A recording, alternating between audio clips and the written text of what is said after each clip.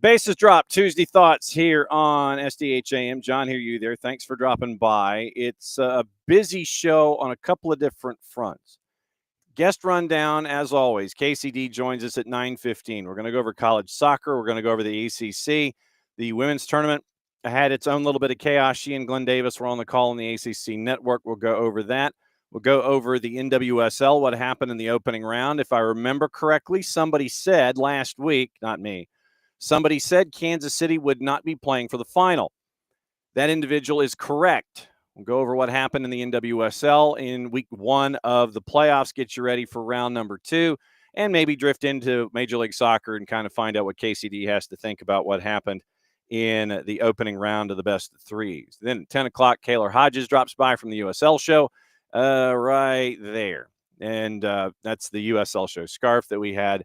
And it's going to stay up here. Kaylor Hodges from the USL show joins us at 10 o'clock. We'll go over everything that happened in USL Championship and get you ready for everything that might be going on in USL Championship in the opening round as they're down now to the round of 4.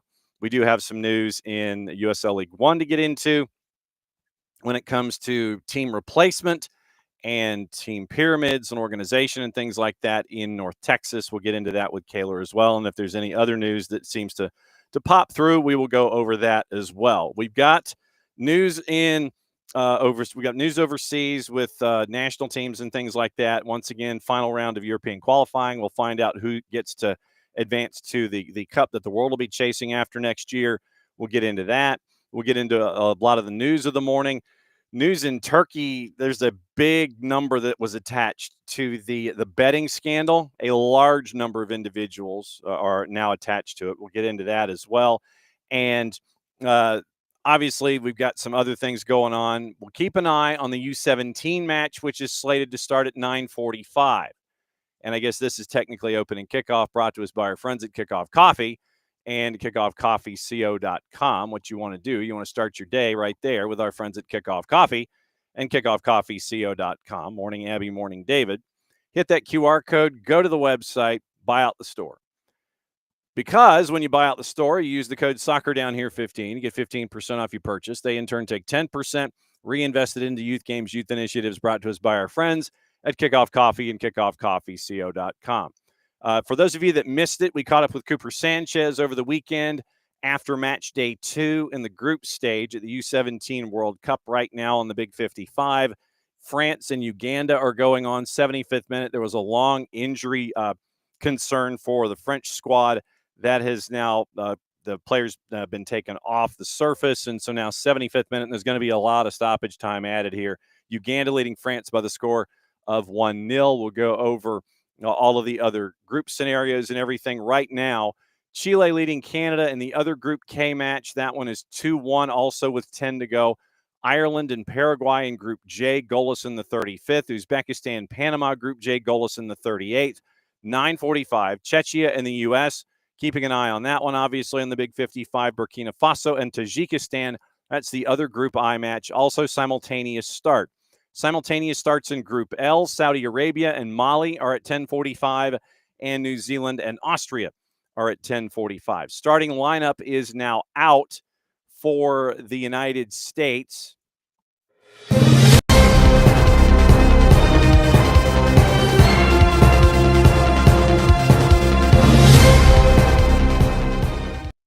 Cooper Sanchez gets the start for the United States. Your lineup: Aiden Stokes, Christopher Cupps, Kevin Sullivan, Jude Terry wearing the Jude Terry is there. Maximo Carrizo once again wearing the captain's armband. We know Carrizo from his time with NYCFC2.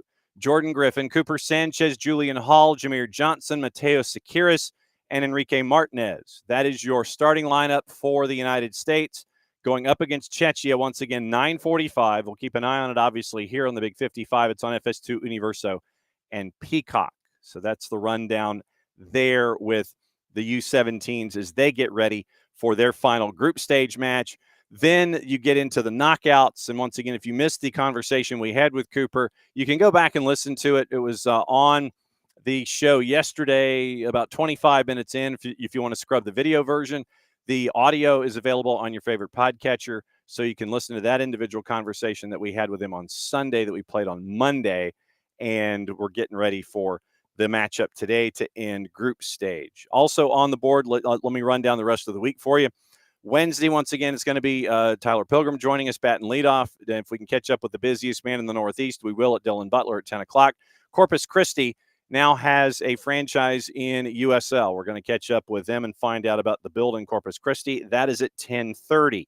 Thursday, we're not going to have a morning show because of the Tata Martino reintroductory press conference. We'll have a lot of coverage of it on all of the SDH Network platforms. There'll be an SDH PM, and on that SDH PM, we'll have some of the reacts and some of the thoughts from the press conference in and of itself. We'll also catch up with Jason Stevens. So Jason Stevens will be a part of SDH PM.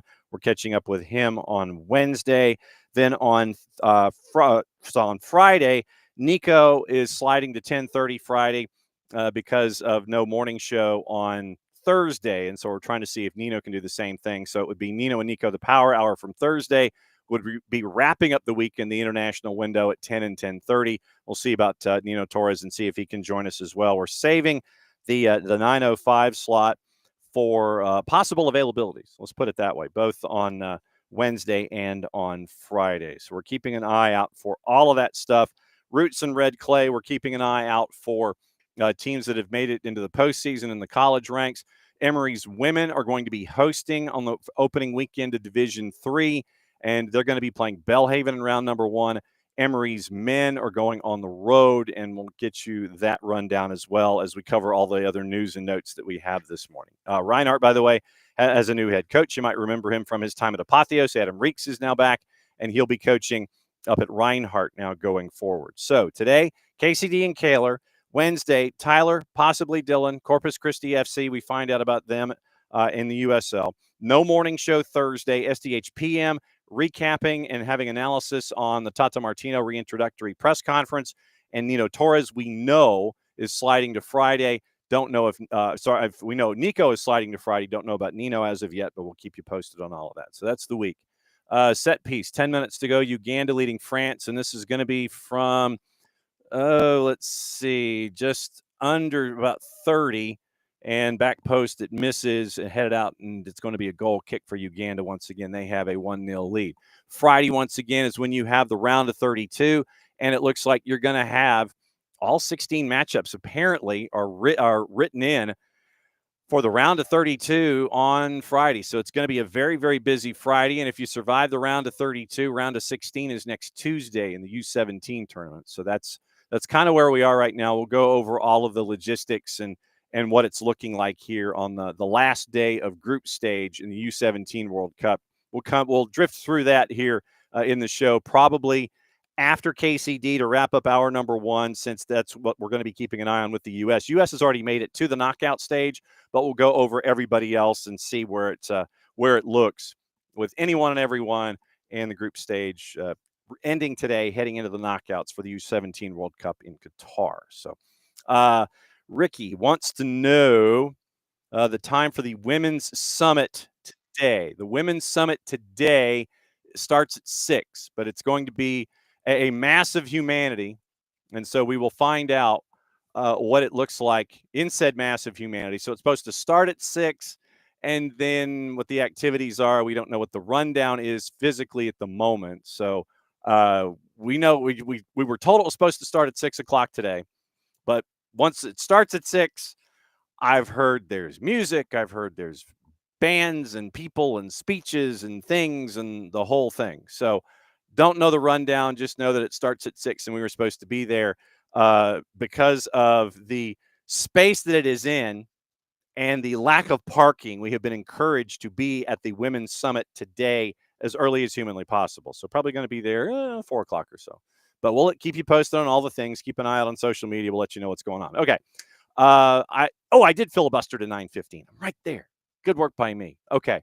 All right, time as always, bat and lead off. It's KCD. We find out where KCD, where you be, and this does not look like a place where an Owen would be looking for chicken or anything. Well, it's a little confusing because look behind me. I've got a little Tar Heel Ramesses action going on. So I just got out of my office. I just got out of my office. I needed a change of scenery. Needed to have some Tar Heel behind me. So yeah. All right, we're down. Here. We got it. Okay, just checking. And the rundown. Oh, I heard him. Okay, relax. No, relax. First time he's ever done that. Lay down. Got a studio audience this week. Oh no, he either wants to go OUT or he wants. He heard something. He probably heard either OUT or TREAT or something like that. Maybe. So live studio audience for KCD this morning, and since this is a pet friendly zone, that's perfectly fine. This morning, wanted to go over the ACC with you. Wanted to go over the NWSL because I think somebody said something about Kansas City last week. I may have. And we got to talk about that. And we'll go over what happened in the opening round. And if we have some time left, we'll talk about what happened in Major League Soccer in the opening round of best of threes. Since we're in an international window, they get a week off, and then they get to think about it all over again. Okay. As you said, it was you and OG Glenn Davis here at the network. And you guys were at Cary and calling Stanford. And this game went for a while. I'm just going to go ahead and say that it went for a while when it was not a 90-minute contest. It went for a while with Stanford and Notre Dame. And to let everybody in on this one, you get a goal on the 29th when Ali Montoya gets a goal. She was a sub, comes in, gets a shot past the keeper to make it 1-1. Jasmine Ike gets to double the lead at 2-0 in the 47th, and that was the Ike goal was nuts. By the way, all she needed was about that much room, and she got it and went left foot and went. It's not quite upper 90, so it might be like upper 75 or something like that. Keeper got a hand on it, made it 2-0, but then Notre Dame comes back. Izzy Engel gets it to 2-1 in the 69th with her second, and then you get an equalizer in the 75th, which we will do compare contrast after we play said highlight, because this one was crazy, courtesy of our friends at the ACC Digital Network, and our friends at ESPN. Drives it in. Is there a glancing header? Is there a finish? It's for the upper corner. It's 2-2. The comeback is not complete, but they have tied it up. Notre Dame has produced again here.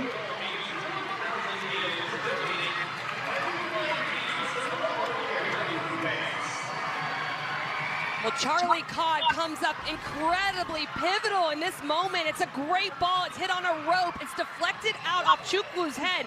But the organization at the back post is exactly what Codd is supposed to do. Make sure nothing bounces through. But she says, I'm going to do a little more than that. I'm going to get a strike on this right into the side netting to equal things up here in the second. Totally have wrestled now the momentum away from Stanford. Oh, look at that technique. Right as it hits the ground, Glenn. Great technique from Codd. For those that might not know this particular highlight and go back and research it, Charlie Codd picked it up on the short hop and put enough on it, and you don't really see it until you catch the replay and it slows down. That's how much attention to detail she had and how purely she got it off the ground on the short hop to give it enough momentum to go far post with it over the keeper. The second goal was nuts. The fourth goal in this game equally as nuts. Okay, which goal? The second one that made it 2-0 or the equalizer at 2-2? Which one was crazier? Ooh, that's a hard question. I would say I'd lean towards Jasmine Ike's, the second goal, just the type of bend it had on it to go up over the crossbar, dip back down in. Like, I just love that technique and not much space to be able to make it happen. Charlie Codd's was pivotal, though, as I mentioned, because it was the equalizer, and she hit a very hard spinning ball after her first touch, and it had a little bit of a backspin on it. So both very good, but I would lean towards the left-footed one for sure. Yeah, well, I mean, when you're a lefty, you gravitate toward that left foot. That's I like that. I appreciate that as a lefty in this process. I'm not a lefty, but I'm giving you guys some credit. I mean, that's just how we roll. It's we're off center anyway, and so that's just that was made it 2-2.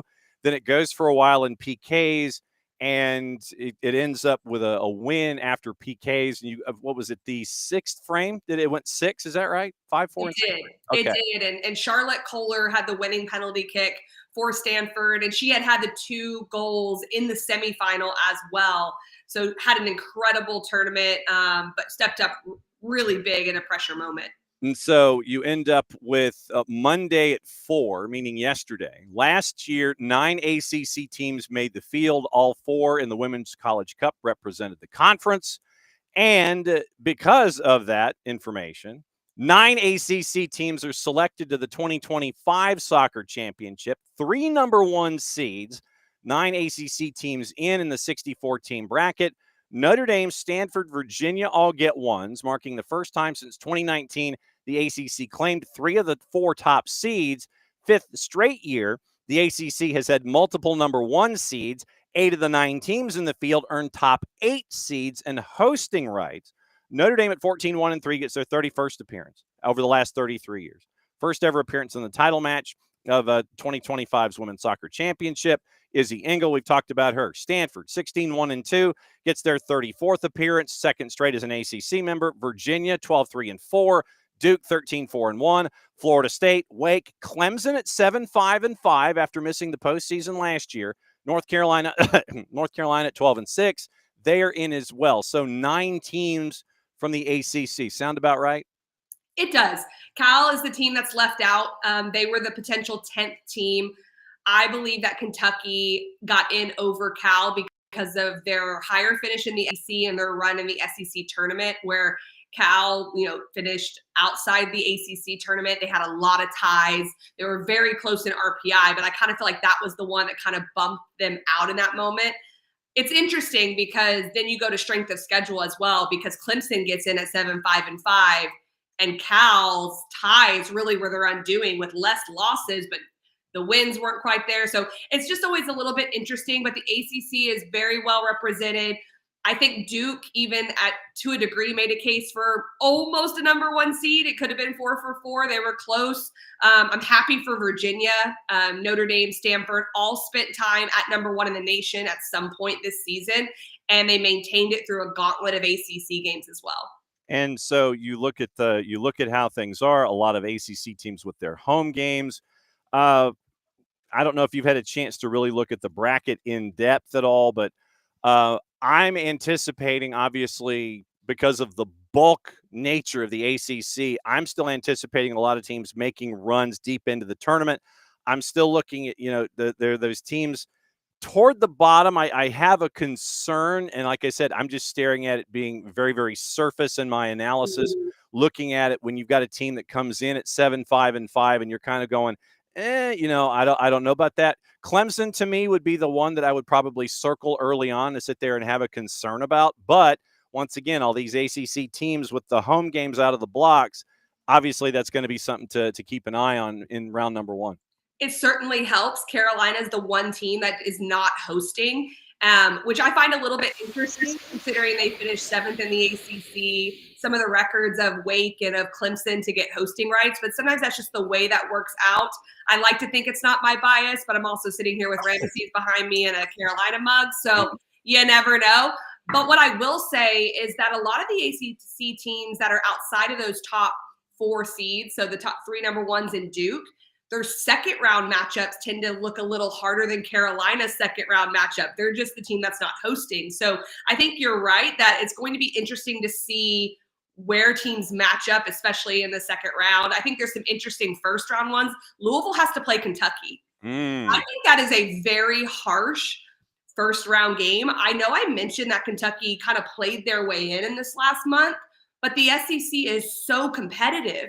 And then you put a team that finished 6th in the SEC versus Louisville. I think that's a really rough first round game for Louisville. But hey, if you want to go far, you've got to beat everyone along your path and get there. So they'll take it on, I'm sure. No doubt. That low right bracket, since we're there, Duke is in a mini bracket with Elon as their first round opponent. Then it's the winner of Maine and UCF. You mentioned U of L and UK. Winner of that one gets the winner of Cal Baptist in Kansas. Then Virginia's got High Point, Army, and Penn State in their mini bracket, low right. Clemson has Liberty, and then if they survive there, it's Tennessee Tech and Vanderbilt. Then North Carolina and Tennessee. I don't know why it is, but they always seem to loop back with each other. It's just, I know. I will say this as a North Carolina alum, I love this matchup because they played earlier in the year. Tennessee won. So it is just genuinely harder for a team to repeat those types of wins against top teams. And then you don't look at that game and think you're just going to go past it if you're North Carolina, because they've already proven that they can lose to a team that's as good as Tennessee. So Tennessee has a chance to prove how good they are here, but Carolina gets a bit of a reset. The other one is Wake, South Carolina. That is another first round matchup for us in the Southeast that I think is incredibly harsh in some ways for South Carolina.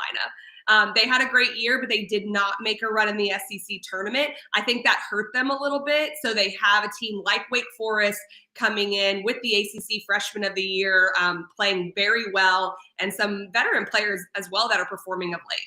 Wake, South Carolina, that one is on the 14th at 6 o'clock. The winner of that one gets Milwaukee and Michigan State in the 2-7 mini bracket. Then right-hand side, I'm scrolling up. Right-hand side's fairly safe. From there, now upper left, Notre Dame gets UIC, Illinois, Chicago. Winner of that one gets the winner of Ohio State and Georgia. So that could be a fun second-round matchup. You've got Florida State and Samford. So Samford goes to Tallahassee. Winner of that one gets Lipscomb and Mississippi State. Then West Virginia, Wagner, Sacred Heart, and Georgetown is upper left. So, yeah, I'm looking at, I've always wanted to be in the room where it happened, to kind of paraphrase from Hamilton, just to kind of see. Yeah, so if we pair up Louisville and Kentucky, just to sit there, it's like, why would let's do that in the first round. No, there's no history there at all. Let's just go ahead and pair them together. And the North Carolina Tennessee one really did stick out to me. It's like, wait a second, haven't we seen this one before? But we get to see it again in the postseason. I think with UNC just dropping as low as they did in the RPI, it hurts Tennessee in some ways, but North Carolina has a lot to prove. They have 6 losses on the year, so they have not had the year that they would want to have. But with the Louisville, Kentucky thing, I think you also, and Wake, South Carolina, you're also looking at their regionalization of the tournament as well. And I know it's incredibly hard to be on that committee because you're looking at all the seeding, you're trying to understand the powers of the conferences, strength of schedule, and then you're looking at the regions as well. So it's an incredibly hard thing to put a 64-team bracket together. And I don't think that there were too many misses here, to be quite honest, especially with teams being out of the entire bracket. I think that it was relatively right this year. Okay. Hang on just a second. I'm taking care of a bot that decided to drift into it's like literally that's not allowed. No, it's not. And so we're sitting here and we're going, the list, I can't even spell solicitation yet this morning. So okay, that 23 characters, submit report, blocked and reported. And thanks to everybody else who has blocked and reported. Okay. All right, let's get into the NWSL. KCD, where she be? She be in her office and has a bit of a different backdrop this morning. And she also has a live studio audience. We're waiting for round number 2 from someone who wants a WALK. NWSL, when we talked last week, you were looking at the matchups and just in general, and you had mentioned that you didn't think that Kansas City would make it to the last game of the year. As it turns out, they did not. And it was a 2-1 extra time win by Gotham in Kansas City. So Kansas City, with all the things that we've talked about, Kansas City this, Kansas City that, they've been absolutely incredible. They are out the door and they get to watch like the rest of us. That to me was an absolute stunner. And the fact that you end up with the goal as late as you did in that one at 120+1 from Stengel after the equalizer at 90+6 from Wheeler. Jaden Shaw scores at 68. Wheeler scores at 90+6. Stengel scores at 120+1. Gotham's moving on. Kansas City staying at home. That was a stunner to me. The fact that I felt that Kansas City Current could fall in the playoffs after the year they have doesn't necessarily speak to Kansas City not being able to do it. It more speaks to the parity in the league and how tight the margins are. So when you give teams, players, staffs a clean slate, it's like this renewed life that comes back into you as a player, that it's one game and we go after it. Then you see that Gotham drops to 8th. Gotham plays with a chip on their shoulder. I think more than any team in the league, they have that little bit of an edge. And it's epitomized by a player like a Jalen Howland midfield, who's a Florida State Seminole. She is a disruptor. She covers ground. She plays with this intensity and passion, and it's infectious. And so I just felt like this matchup was set up for a bit of disaster for the Current. And credit to them, they still figured a way to come back and tie it. They go all the way till seconds before penalty kicks. So it takes everything Gotham has to take them out. Yep. And each team obviously was missing players. Timo Schuwing and Michelle Cooper out for KC. And Esther Gonzalez, who was wearing a big puffy coat on the sidelines, was out for Gotham. But Gotham moves on, and Kansas City stays at home. In the other matchups, it was, you had Racing Louisville putting up a fight, and they did a tremendous for their first ever appearance in the postseason. Washington wins in PKs 3-1 to advance there. The other Sunday match, once again, Portland over San Diego. That one goes in extra time. Portland gets the win there. They continue their history of runs in the NWSL playoffs. 90 minutes, nothing happened. Then you end up with free football, and you end up with opening minutes of extra time. Olivia Moultrie, who recently signed a long-term deal. She's going to be staying, I think it's through 29, if I remember correctly. Sends a cross in. Rylan Turner gets her head on it, puts it past Kaylin Sheridan. Thorns get the lead. Cascarino, Dolly, and Maroney couldn't get things going. Portland midfield with Sam Coffey gets it rolling there. And so San Diego out. Portland forward. Once again, it's one of those that after 90 minutes, you just kind of have to hang on to the seat and make sure that your seatbelt's fastened for what's going to happen after that. And for those that aren't aware, the 4 teams left are the last 4 NWSL champions. Oh. So from the last 4 consecutive years, which is pretty exciting. You're right, though. Washington didn't have Trinity Rodman. She was on the bench, but I don't know if they ever had any plans of putting her into that game because it took it all the way to penalty kick. She wasn't involved. So they were also missing a player, figured it out against a good Racing Louisville team. San Diego was the one team I thought might be able to win besides Gotham. I expected Orlando. I expected Washington. San Diego just couldn't quite handle Portland. And I tell you what, Portland figures it out. And a big part of that is Olivia Moultrie and just her coming into a great part of her career. I don't even know if I can even say she's in her prime because she's still so young. No. And I remember seeing her at 12, 13 years old playing up on youth national teams and just thinking this player has a future. And I probably even understated it a little bit, knowing what she's done and how quickly that she has done it and adapted and has become a player that the Portland Thorns rely on. Orlando beat Seattle 2-0 in the other one. So Orlando moves on, Spirit move on, Gotham move on, Thorns move on. And so that sets up the Final Four with the last 4 champions in this one. And so Washington and Portland, noon Saturday kick ahead of all of the other college football, FOOTBALL. And that's at Audi Field. I don't know if they're going to have the cup snakes in the end zones at Audi with Spirit in Portland, Orlando and Gotham, and this one is in Central Florida. When you look at these 2 matchups, I know you could pretty much just take a blanket and sit there and just go over all 4 of them, but when you look at these 2 matchups, what sticks out? Well, all 4 in their own right could advance to the championship. I will say that. Yeah. For me, I believe Gotham and Washington come out unscathed on these. I just think that Gotham is one of those teams that when they get on a roll, they get going. But certainly not to count out the Orlando Pride or Portland Thorns in any way, shape, or form. But I just Maybe it's because I just think that would be such a crazy matchup in the championship. I think it would be chippy. I think it'd be a lot of end-to-end. So that kind of excites me. One thing I do need to say that I didn't reference with Orlando, Luana got her first goal after 18 months of battling Hodgkin's lymphoma for the Orlando Pride. I'm not crying. You're crying when I was watching that.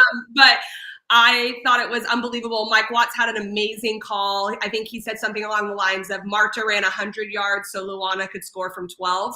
And she drew the penalty kick. Just amazing stuff to watch. So not only just all of this soccer in and of itself that is fun to watch in the NWSL, but moments like that just on the human level are pretty incredible. I mean, Marta is what? I mean, obviously she's a massive veteran, but I don't know when her engine quits. I really don't. She is very close to my age. She's only a little younger than me. And we played against each other a lot throughout the years, over in Sweden for a couple years and in the WPS. And I'm going to be honest with you, I don't know how she's still out running people. It's pretty unbelievable. I think she has that, obviously has the physical capabilities, but she has that determined spirit as well, and just the fighter in her. And it's pretty incredible to watch. Yeah. According to the DOB that is given by the league, she's 39. Okay. Not much younger. Well, but what I'm saying is, you know, there are some places where you'll sit there and it's like, yes, here's the you know, the birth certificate, wink wink, you know. And it's 39 is what she's listed at, but the fact that she still has this motor that she has at 39 is insane to me. And it's inspirational for her teammates as well, that when you have a leader like that who's won at every level individually, and she's led teams to some of the hardest parts of this game and how to compete, you watch her sprint 100 yards almost to beat two players, draw a penalty, and she's at the age she's at. If you're 21, 22 in the league, you're going, well, I guess I need to give everything too. If Marta can still do it, I got to get after it. And so that's an intangible to have on a team for Seb Hines as they go throughout this playoffs. Yep. And, you know, you mentioned Gotham in general. And for me, looking at a Gotham that is a low-seeded Gotham, it's just, I don't know who would discount Gotham regardless of the seed numbers. Like, oh, yeah, they're just like a 7. They're an 8. Yeah. No, you don't understand. This is not how this works. The math in the NWSL this season was crazy to get us into the postseason. And if you flinched, then you dropped. If you didn't flinch, then if you had a good week, you could rocket up to 3rd. If you had something stumble and everybody else ahead of you did their business, you dropped to 8. And you end up with Gotham being what they were. But this is not a Gotham team that was, you know, a low seed. This is just, look, it's just, at this point, you probably should just say it's just Gotham. It's just how they're wired. I have to remind myself that they're an 8 seed anytime I'm talking about the playoffs, because there was a point late in the season where they could have been challenging Washington Spirit for 2nd. And we weren't ever talking about them winning the league because we know what the Kansas City Current did this year in 2025. But they have a coach in Juan Carlos Amoros who's been there, done that. They made some changes to get Jaden Shaw over, Rose Lavelle, Midge Purse. Then you have Stengel scoring game winners out of nowhere, and she has a knack for that. And so I just think they're a team that relishes the underdog. Even when they won in Ali Krieger's last year, they had that a little bit. And even if they're not considered an underdog, I think they play that up within of, we can do this. No one else thinks we can. Jaden Shaw had a little bit of a quote this week that said underdog by you know what, because people are talking about it in that way. But I think they use that as a motivator. I think they have the types of personalities that say, bring it on. We believe in ourselves. And that can be incredibly dangerous to face. KCD is letting us know what's going on in the NWSL. And by the way, the postseason awards, the finalists are out. And the fans have a 10% stake in letting everybody know what they think about this. And so since these names are out, we're going to go ahead and let KCD give her vote, because I don't know, as a member of the media, if you're a part of the 25% or if they have tapped you and said, yes, you can vote. If you can, then you can spoil them here. If you can't, then you get to tell them here, and you get to tell them why you should be voting. Okay. I did get to vote. Yes. Oh, you did? Oh, wow. Okay, cool. I already voted. Okay, so then, all right. So then let's run through them. MVP, Cascarino, Shawinga, Gonzalez, Matsukubo, and Zanerato from Kansas City. Shawinga for me. Not only just her overall production, but her influence on that team. No doubt. Defender of the year, Jordan Bugg in Seattle, Tara McEwen in Washington, Avery Patterson in Houston, Izzy Rodriguez and Kaylor Sharples in KC. Tara McEwen, Washington Spirit. I think there's a little bit of just what she's done for that team, the leadership role, but also her transformation to the center back over the last few years. I know I shouldn't look at that, but I'm human as well. And so you take the second place team in the league and what they've done, I think she gets it. Keeper of the year, Ann-Katrine Berger, Claudia Dickey in Seattle, or Lorena in Kansas City? Lorena, goals against. It's just incredible what Kansas City did, and she was a big part of it. Ridiculous. Midfielder of the year, Kenza Dali in San Diego, Dabinia and Claire Hutton in Kansas City, Matsukubo in North Carolina, Olivia Moultrie in Portland. Did we miss one? Was there a Dabinia in there? Yeah, Dabinia and Claire Hutton, yeah. Oh, you did say them together. Okay. So this was a hard one. I was between Manaka and Dabinia on this, and I went with Dabinia. The only separator for me was Kansas City. I just felt she led her team, and so we had to give her the nod on that. All right, Rookie of the Year was down to 3. Maddie Darling in Seattle, Lily Real in Gotham, Riley Tiernan in Los Angeles.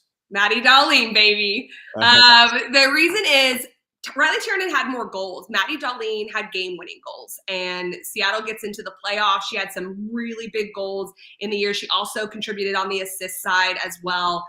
She was really the full offense for Seattle in a lot of ways in big moments. All right, Coach of the Year, Vlatko, Adrian Gonzalez in Washington, or Bev Yanez in Racing Louisville? While I love what Racing Louisville did, and it was the first year, you've got to go with Vlatko. What he did this year was absolutely amazing. How do you do that and not win Coach of the Year? What do you have to do to win Coach of the Year if you have the season they did and not give it to him?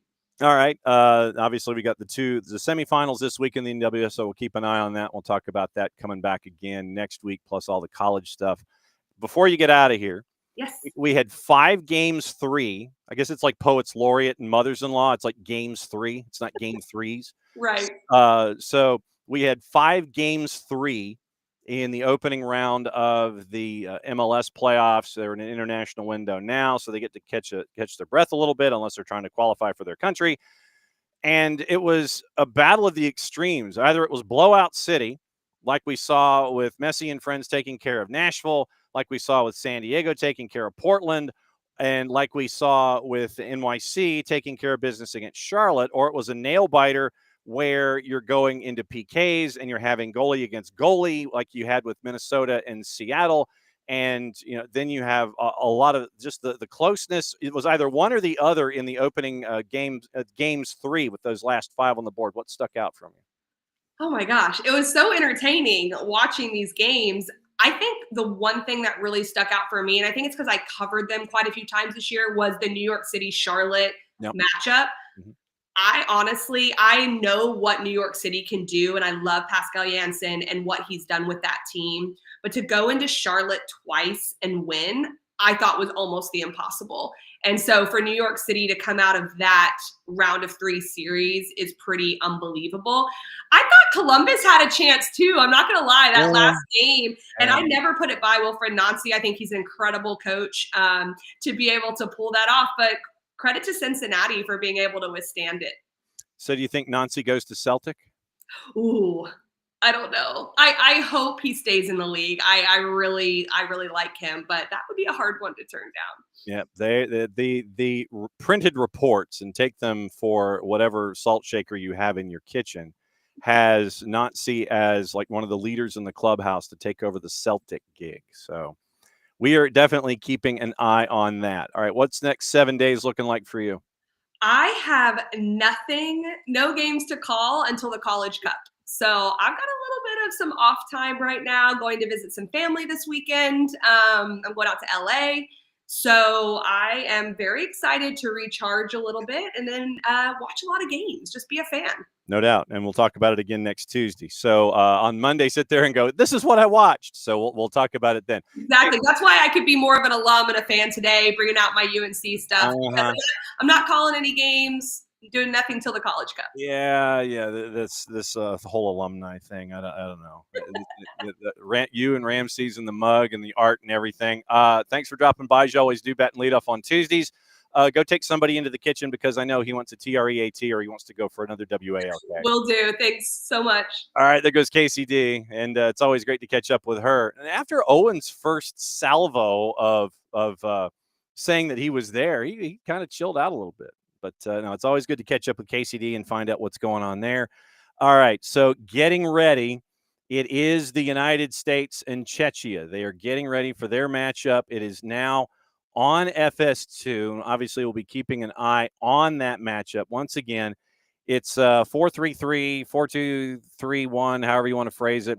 Stokes, Sanchez, Griffin, Cups, Martinez, Sekiris, Jude Terry, Kevin Sullivan is stirring the drink. Maxi Carrizo on the left wing is wearing the captain's armband. Jameer Johnson, striker up top. Julian Hall is on right wing. Once again, your bench, Court Camp and Lodmel are your keepers. Gio Villa is there. Pedro Guimaraes is on a yellow card, and the rest of the bench is available that way for the United States. So obviously we're going to keep an eye on that on the Big 55 on the left-hand side, and if we have anything to report, we will continue to report it as well. And so Uganda with the win, by the way. We were discussing Uganda and France. Uganda's win earns a spot in the knockouts. France gets in as well. First time ever at a FIFA competition for Uganda, and they got out of the group. So good work by Uganda in the U17s. They get out of the group stage, and they get to go into the knockouts. So we know that they are in, and obviously we know the U.S. is in. We just don't know the rest of the group, but we'll keep an eye on the rest of that action in the U17s as we go here this morning. And then once again, recommending if you have a chance to find it, then go and watch the remainder of the match. It's on Peacock, FS2, and Universo. So you can watch it in any one of three different ways. And that one is now once again underway. Last day, group stage, Group I. Burkina Faso, Tajikistan is the other matchup in the group currently going on. Chile beat Canada 2-1 in Group K. So Chile wins their last matchup. Uganda wins their last matchup.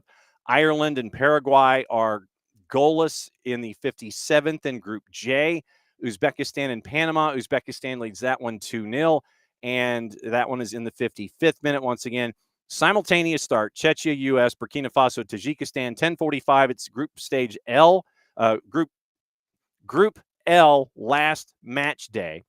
Saudi Arabia, Mali, and New Zealand and Austria. And once again, as we go this morning, we get toward the end of the show. We'll kind of break down where everything is and what to keep an eye on when it comes to advancing and points and all those kinds of things.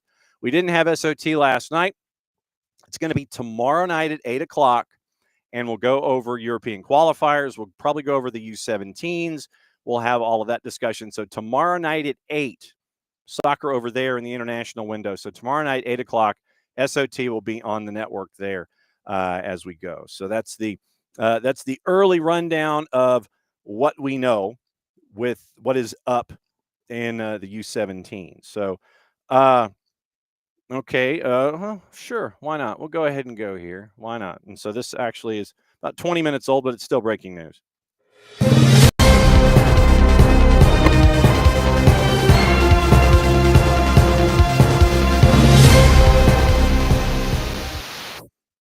Take the information as you wish, but in an interview with Becky Anderson at CNN at the Tories Summit in Riyadh, Saudi Arabia, Cristiano Ronaldo said the 2026 FIFA World Cup will definitely be his last.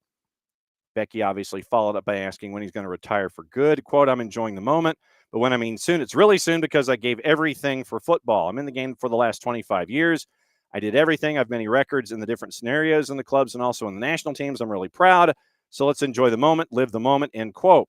Ronaldo scored 143 international goals, first ever male player to score at 5 World Cups. And once again, we mentioned the World Cup draw being on the 5th of December. Sport's first ever billionaire player following a contract he signed with Al Nassr, according to the Bloomberg Billionaires Index. Hopes to play his son, Cristiano Jr., who plays in the Portugal U16s. And he says he hopes his son ends up being a better player than him on the pitch. Ronaldo said all he wants for his son to be happy and not to have endure any pressure of being his son. Quote, as a father, I'm here to help him be whatever he wants to be. I apologize to Mr. CR40, but there's going to be that pressure, and it's always going to be there. That's just kind of how things are. So that is the news on Cristiano Ronaldo. So once again, early action, 4th minute, halfway through, no score. The U.S. is in their white kits. I love that bomb pop kit, by the way. The bomb pop kit they had in match day 2. Loved that kit. So we'll see what's going on. We'll keep an eye on that matchup as we go. Okay, let's run through some of the other stuff that is going on here. And once again, we mentioned there's a lot of news. I mentioned, and Kaylor Hodges joining us in 10 minutes. So we'll be kind of drifting in and out of news, in and out of the U17s and all the things this morning. So I mentioned what was going on in Turkey. We mentioned it last week, where there's this large betting investigation going on.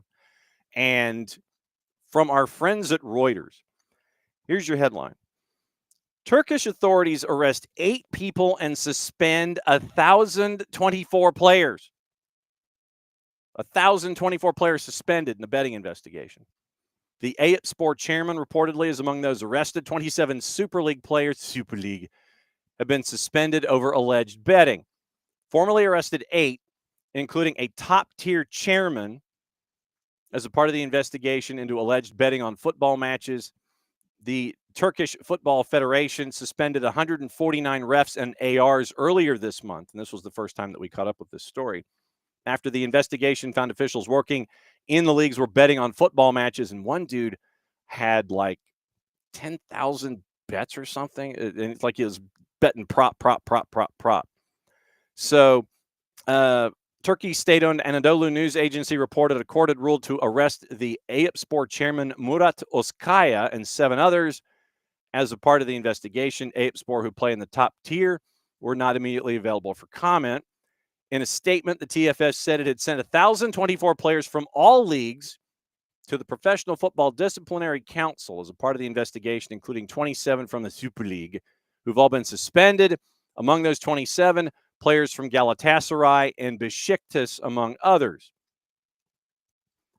Quoting the TFF, negotiations have been initiated urgently with FIFA to grant a 15-day transfer and registration period in addition to the 25-26 winter transfer period only at the national level in order for clubs to complete their squad deficiencies. Also said matches in the 2nd and 3rd tier leagues were suspended for 2 weeks, while local media said the TFF board would hold an extraordinary meeting. Yeah, this is going to be extraordinary. 2:00 GMT on Tuesday. So that would have been, it's going on right now. So FIFA did not immediately respond to Reuters' request for comment, TFF's request for or on the investigation or on the request for the 15-day transfer window. TFF President Ibrahim Haciosmanoglu, Haciosmanoglu, Haciosmanoglu, described the situation as a moral crisis in Turkish football, in quotation marks. Its own investigation revealed that 371 of the 571 active referees in Turkey's professional leagues had betting accounts, and 152 of them were actively gambling. This was the ref I was telling you about. One ref had placed bets 18,227 times. 42 refs had bet on more than 1,000 football matches each. Others were found to have bet only once. How do you place 18,000 bets? How do you place 18,227 bets? It's got to be literally prop, division, prop. You're going down. It's like 90, whatever the number that you could possibly have, maxing out all of the rivalry games or something in the top tier. 18,227 bets. How do you do that? I'm lucky if I get one. I'm lucky if I get one, but I don't bet anyway. You know, if I hadn't gotten it, right when I was 14 and then wrong ever since. No, I just don't, because I'm not very good at it. So, but that was the rundown of that particular story, and I was like, what? 18,227. According to our friends at The Telegraph and Sam Dean, a story that broke before the show got going this morning, headline, the Premier League blame UEFA, since we're discussing things in Europe. Premier League blame UEFA after moving Arsenal and Crystal Palace matches. The date for the League Cup tie has been amended amid fixture congestion and concern for player welfare. Premier League's mad at UEFA for distorting the fixture calendar after agreeing to move Arsenal and Palace's fixtures ahead of the League Cup quarters. Arsenal and Palace set to play Everton and Leeds on Sunday, December 21st, only 2 days before their League Cup quarter on December 23rd. Those two Premier League fixtures have now been moved to 8 o'clock on Saturday, December the 20th, giving both teams more time to prepare for the League Cup clash. Maybe 20 hours? Fixture congestion was a result of Palace's commitments in Conference League, which prevented their League Cup match against Arsenal from being played in the same week as the other quarters. Both Arsenal and Palace submitted requests to the Premier League to move the fixtures. Premier League, quote, player welfare is a priority for the Premier League, and we have therefore granted requests from Arsenal and Crystal Palace to move their respective fixtures, PL said in a statement. Continuing, this comes after the scheduling of matches from other competitions around Premier League fixtures without adequate player recovery time. This is also further evidence of the impact the expanded UEFA competitions have on the domestic fixture calendar. The league would like to thank Leeds United and Everton for their cooperation in accommodating these changes. Both matches will remain live on Sky Sports, end quote.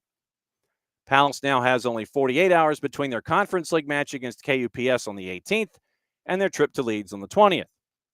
Mikel Arteta said earlier this month it would not have made any sense for the League Cup match to be played 2 days after a Premier League fixture. Arsenal came out with a statement, quote, Arsenal saith, quote, playing two matches within a 48-hour period contravenes FIFA's recommendations, which have established a consensus for a minimum of 72 hours rest between games. This recommendation is in place to protect player health and fitness. Recovery time between matches is especially important during busy periods of the season, such as September. End quote. Once again, UEFA's schedule means there are now 4 additional weeks in where there are European matches. Each of the 3 UEFA comps gets their own week. Changes meant the League Cup quarters were always going to clash with match day 6 in Conference League. EFL also said, quote, the expansion of the European Cup competitions and number of exclusive match nights across Europe ahead of the 24-25 season, implemented without adequate consultation with domestic leagues, means that such scheduling conflicts for both the EFL Cup and other competitions are now entirely unavoidable, end quote. So, yeah, they're mad. They are mad. So we'll keep an eye on that and how that continues to grow/evolve going forward. And let's see, I'm trying to scan through and find out if there's anything else that I might have missed in that particular paper, and the answer is no. We'll go over once again. We have available to us once again what's going to be happening Wednesday night when we look at the European competitions. We'll once again keep you posted on all of that stuff as well. Let's see. So Benjamin Seško is going to miss Slovenia's matches. United is hopeful of a swift return. Missing Slovenia's matches against Kosovo and Sweden owing to the knee injury sustained at Spurs on Saturday. Forced off after 87 minutes of the draw after being introduced on 58 for Mazraoui. So he lasted only 29 minutes. Amorim admitted concern after the game. Seško has withdrawn from the Slovenia squad. United's going to further tests at Carrington this week, but the initial prognosis is he may recover in time to face Everton on the 24th of November. Casemiro and Harry Maguire also forced off at Spurs. Latter's condition is yet to emerge. Understood Casemiro is fit and reported for duty with Arsenal. So you have that piece of intel and info there involving Manchester United. Mark Gahey is on crutches once again now. He is likely to miss both England qualifying matches. So we'll keep an eye on that. The Slovenia manager, by the way, he is not happy. Matjaž Kek, it's the gentleman's name. Ian Whittle with a story at the Times. He says the national team deserves maximum respect from everybody and that United had not been in touch over the forward's knee injury in the Spurs game. So Seško, once again, at the center of the club versus country disagreement. Keck claimed he had been kept in the dark. Preparing his team for World Cup qualifiers against Kosovo and Sweden, has also demanded Slovenia be shown maximum respect as his team seek their first victory of the qualifying campaign. He's been in constant dialogue with the player, Seško. Keck and Seško have been going back and forth. Predictably, after he suffered the knee injury on Saturday, did not report for international duty at Slovenia's FA headquarters, Umberto Picranju, yesterday. United confirmed their player will remain at Carrington to be further assessed, although they remain confident that Seško has not suffered a major injury. Understood United privately believe they've followed necessary protocols in terms of withdrawing Seško from the squad, but as he addressed local media in his first presser, Keck claimed he had received no contact or medical information from United. Keck, quoting Keck, with all due respect to a great club like Manchester United, we've officially not received anything yet. No papers, no documents. We'd certainly like to get them. We want our medical team to also take a look at it. Our doctor is an expert in this field. We don't just have anyone in this position. I cannot comment, of course. I have certain information, and I'm also in contact with Benny. I can't say anything because officially we don't know anything at all. United haven't contacted anyone from our camp. Of course, I am concerned about the player. The only thing that matters to me is his well-being. We are prepared to do everything for that. We've never sent anyone on the field if there was the slightest risk. Keck continues. The national team is something very special. I expect maximum respect from everyone. Slovenia deserves that, even if on the other side there is a powerhouse like England and something as extraordinary as the Premier League. After all, it has been quite some time since England defeated Slovenia, and that in itself says something about us. National Fed revealed it finally received all the relevant medical documentation yesterday afternoon local time and had accepted United's diagnosis. Seško's fellow forward Andras Sporar is hoping that the injury doesn't prove serious. Latest frustration for Seško, who, as Ruben Amorim admitted on Friday, has been struggling to adapt to life in the Prem after coming from RB Leipzig on a transfer of just under £74 million. 2 goals in 16 appearances for club and country. Lisandro Martinez is going to join the Argentina squad in training in Europe this week, but will not play any matches. Hasn't played for United since February because of a knee injury. That's it for hour number one. So that means at hour number two, we get to check on what's going on in the USL, and we're also checking a review off a corner, and they're checking a handball, it looks like, inside the 18 on the United States. And it looks like it should not be a handball because it's in the crook of the arm right here. So that's what we're staring at on the video review. They're calling it a VS review, video system review, I guess. I would say that the contact was made here. So we will see what the VAR has for the U.S. as that is being reviewed inside the box. We're going to bring in Kaylor after we get the VS review instead of the VAR. So we have a whistle, we have the monitor, and the explanation to both coaches, and I'm not going to run the audio because that might get us in trouble. And it looks like in the 17th minute, doesn't look like the Czech coach is happy. We're going to do it again. I don't know. Who knows? Let's bring in Kaylor. All right. So Kaylor was playing with cables and things. He was trying to make sure that everything was fine. So the VS review, as they're calling it, video system review. No penalty inside the 18, so we're still goalless. U.S. and Czechia in the late 17th minute. There we go. Hi, Kaylor. Hey. Oh, man. Yeah, so we're watching the U17s, which you have a vested interest in as well, in the state of Alabama. Yep. And so right now the U.S. and Czechia are goalless, 18th minute, last day of the group stage in Qatar, the U17 World Cup. Reason that we bring you on this time of year every week is to break down everything in USL Championship now that we have had yet another round of the postseason competition.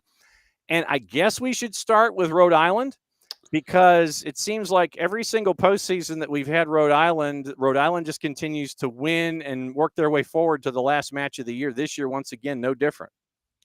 Yeah, I mean, this year they're doing it in a way we didn't really see last year, which was just being rock solid defensively. This year, they just really shored up the back line. There's a reason why Koke Vegas finished second in Golden Glove, right? That back line has just been rock solid all year, whereas the scoring wouldn't come from. from? Well, when you get a guy like who has goal scoring pedigree, but has not quite found the right footing out of Rhode Island after 2 years, you can still see why they bring a guy like him in. He's able to get a goal off of a header, and the second goal is a bit fortuitous where Simla is just telling everybody to get up, plays it short. I couldn't really tell from the replays if it was a bad pass or if the center back just didn't receive it well. I'm not sure which one it was.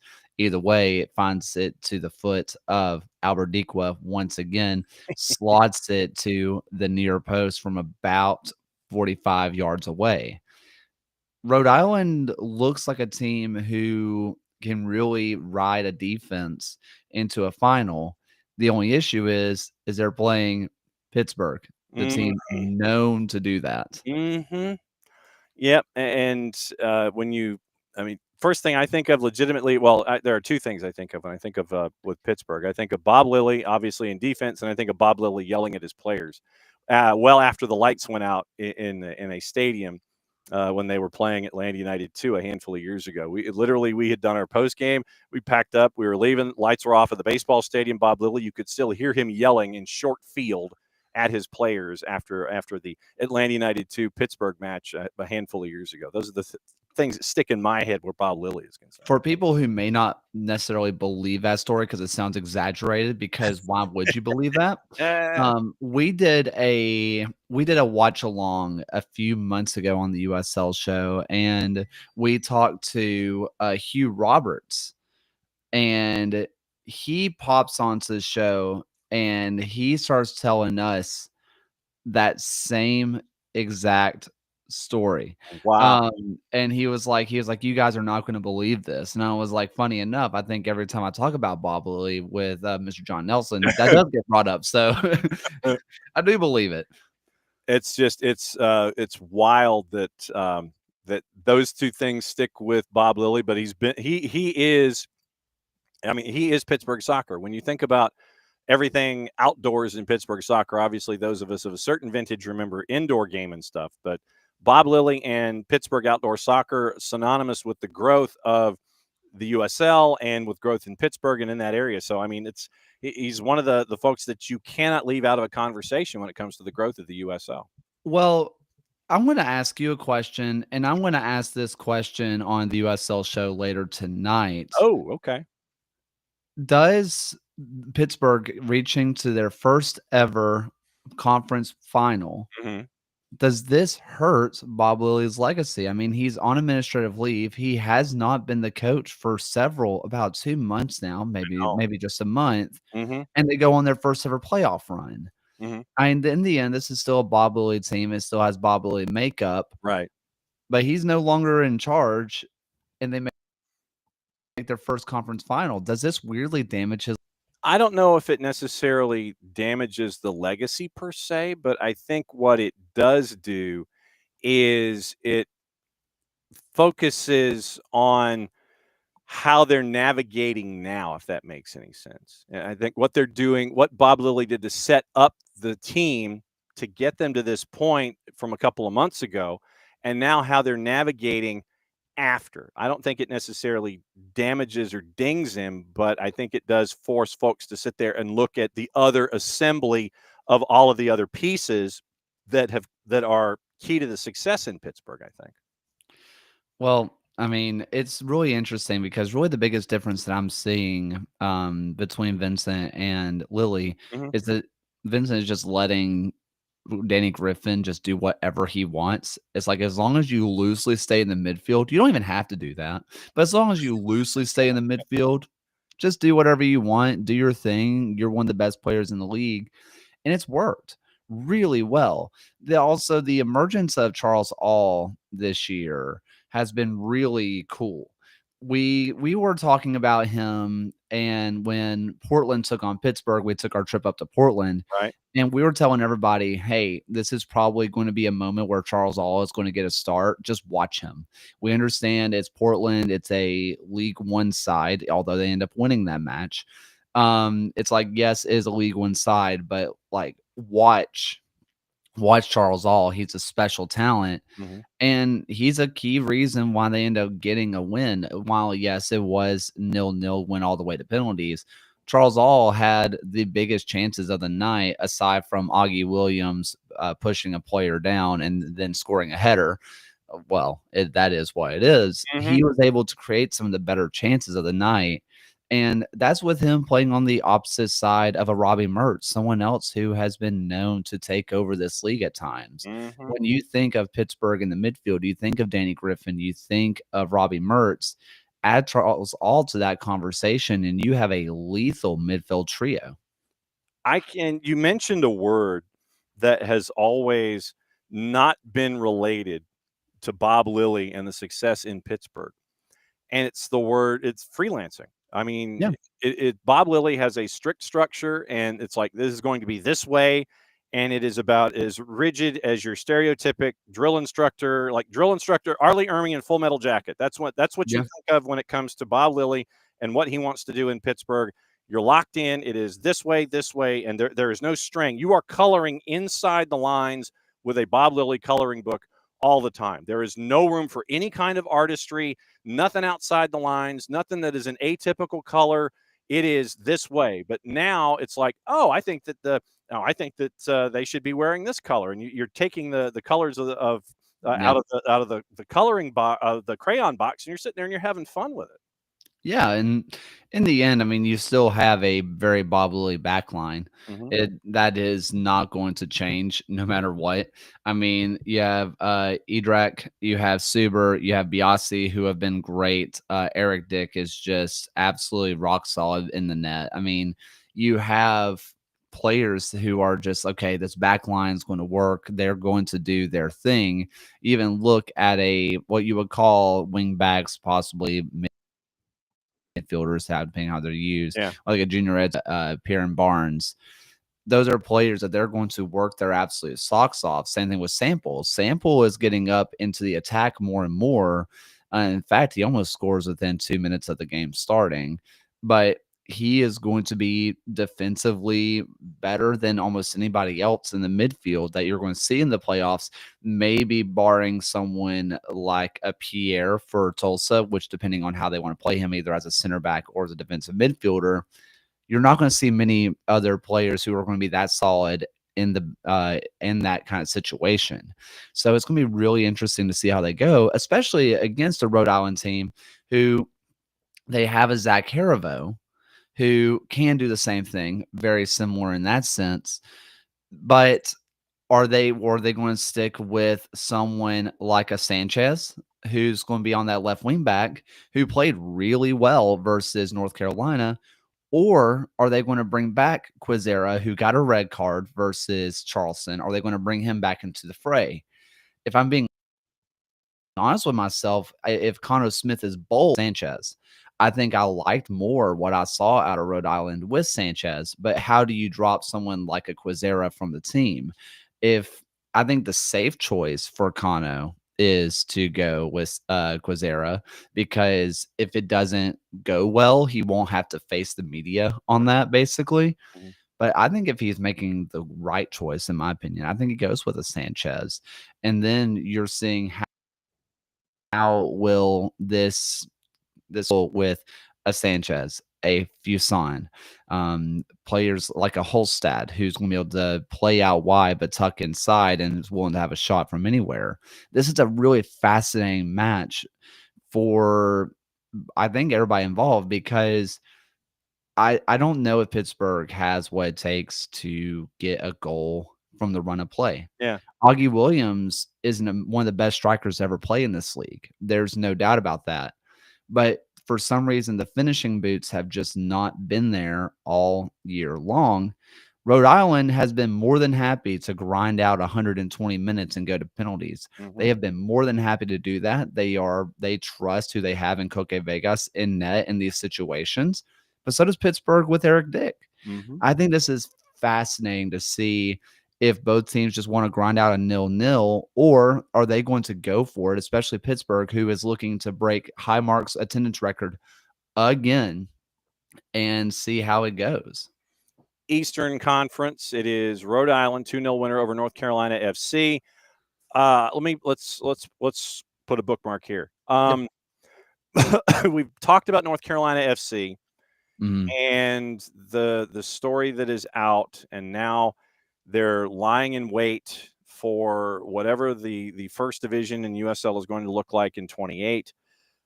I have 11 gazillion questions about, not necessarily, but the first thing that I wanted to try to break things down with folks was the charter, where I think a lot of folks were surprised that they saw that North Carolina FC's, for lack of a better word, charter expires at the end of this year. To your knowledge, is it like an athletic scholarship where it is a one-year renewable thing, or is it over a block of time that you have this quote-unquote charter? Why is it expiring after this year? What's the setup in recognizing franchises in USL Championship? Genuinely, I really don't know. Okay. This one of those things that they're kind of, and for obvious reasons, they're pretty secretive about. I'm sure if I asked the right people, I could find out. Yeah. But to me, it feels like something they probably just pay into every year, or they block out time and say, we're going to be here during this time. Okay. But when you consider the fact that someone like a Memphis 901 sold their rights over to Santa Barbara, Right. probably means that it's not just a year-over-year thing. Okay. But it's probably not that hard to twist the USL's arm and say, oh, yep, go on, we're going to come back for another year. Like, okay, great. We have stability. Okay. But it's also pretty up in the air because you look at Northern Colorado and a Central Valley Fuego who get kicked out of the league. Yeah. So I really don't know how it works. It feels like that's just a part of the conversation, but I don't think that's a primary part of the conversation. Right. And now they're lying in wait for the Division I aspect to kick in. And to me, I'm looking at this as, okay, you have to fix your stadium issue because you need to add 5,000 seats to something akin to a WakeMed, because right now I think WakeMed's capacity is 10. Yes. So you need to have at least 15 to satisfy Division I parameters. I don't know if that means that they're going to expand track 1 at WakeMed, if they're going to try and find their own space. That was a part of it, is that they are looking to build a new stadium, which there's a lot of reasons why that is just stupid. First off, WakeMed has one of the best facilities that you're going to find in the USL. It's one of the better facilities in NWSL. They're willing to have TST there for a reason. Yeah. They are willing to have the NCAA tournament there every other year. They have the courage there for a reason. It is becoming a hotbed, and one of the cornerstones of US soccer is just that good of a facility. The other part of this is owner tries to sell the club because it wasn't financially viable for him. And now he's saying, actually, let's build a stadium. And yes, the obvious plan here is we're going to try to make Raleigh build a stadium for North Carolina FC. That feels like the obvious thing. Yeah. But how are you going to look at the city of Raleigh and say, no, we promise this will be financially viable for you to pay this off? Don't look at the fact that I just shut down shop for 2 years because it was not financially viable. Don't look at that. Just build us a stadium. It's Looney Tunes to me. And the other aspect in this, and this kind of goes to the conversation I want to have about rodeo coming up in a second, is the idea that it seems that there is a streak going here of franchises or groups being allowed into USL and their reindeer games if you have a stadium proposal that includes live, work, play. Literally, you've got to come to the door with a live, work, play idea for a multi-purpose facility stadium, and that's either got to be a part of your blueprint or that's a part of your deal from round number 1, is that this has to be the way. It sounds like that is part of this new idea, the new stadium idea involving Raleigh. Am I off in that, or is just that North Carolina wants a stadium and live work play hasn't been addressed, where it has been addressed with all the new guys coming in, but I haven't heard anything about it when it comes to the new Raleigh NCFC stadium. I would look at what the USL's original plan was for, I believe it was 2019, 2020, where every club who was joining the USL Championship was required to have a stadium plan. Mm-hmm. That was their plan in 2020. Then things happened where that got in the way. Yeah. And so they weren't able to do that. This feels like they're finally implementing. You have to have an idea of what you want to do for a stadium. Either needs to be something that you can rent that's an actual stadium, no longer a baseball field. Hey, we'll talk about the West soon. And then, or you need to have something that's being built. Look at Portland. They have Fitzgerald. It fits something, where they're selling it out. They had to expand it because they were selling too many tickets. Yeah. Literally did not have enough tickets. They had to expand it. They have other stadium plans on the way. You have Rhode Island, who, yes, they came in with Bryant, but they actually had their own stadium on the way. Right. You see, oh my gosh, what is the team? It is Fort Wayne. Yeah. They have their own mini Lynn family being built. Right. They have Boise with a stadium being built. Mm-hmm. All these teams have stadiums that are being built, and they have it prepared, ready to go. Even if they're not starting off there, they are going to have it. I think one thing with North Carolina that the USL may feel more comfortable with is that they do have their stadium in Cary. Okay. That even if they don't have the 15,000, they have somewhere to play. That's not a baseball field. That's not a turf pitch. It's a state-of-the-art facility. So they're probably more okay with just kind of sweeping that under and just moving on. Okay. Western Conference, since you mentioned baseball fields, you've got the Lab, New Mexico United 2-1 winner over Orange County, and you have FC Tulsa 1-0 winner over Phoenix Rising. What sticks in your brain with these two matchups? They were some of the best atmospheres I've ever seen in the USL. The Lab is underrated. I think it's because it is a baseball field that people don't give it the credit that they deserve, but they are averaging almost 10,000, if not more, a game. And it's incredible. And it looked even better when they were playing Orange County. Then you look at One Oak Field, who, if they win, they host. Same thing for New Mexico, to be fair. If they win, they host. And they're not planning to switch out of their stadium. They're not trying to find an alternate place to have the final. They want to have it at their home because One Oak Field is one of the best atmospheres we have seen as well. They are selling out. They are looking at 8,000 seats, and I think that would be capacity for them. And it's going to be incredible.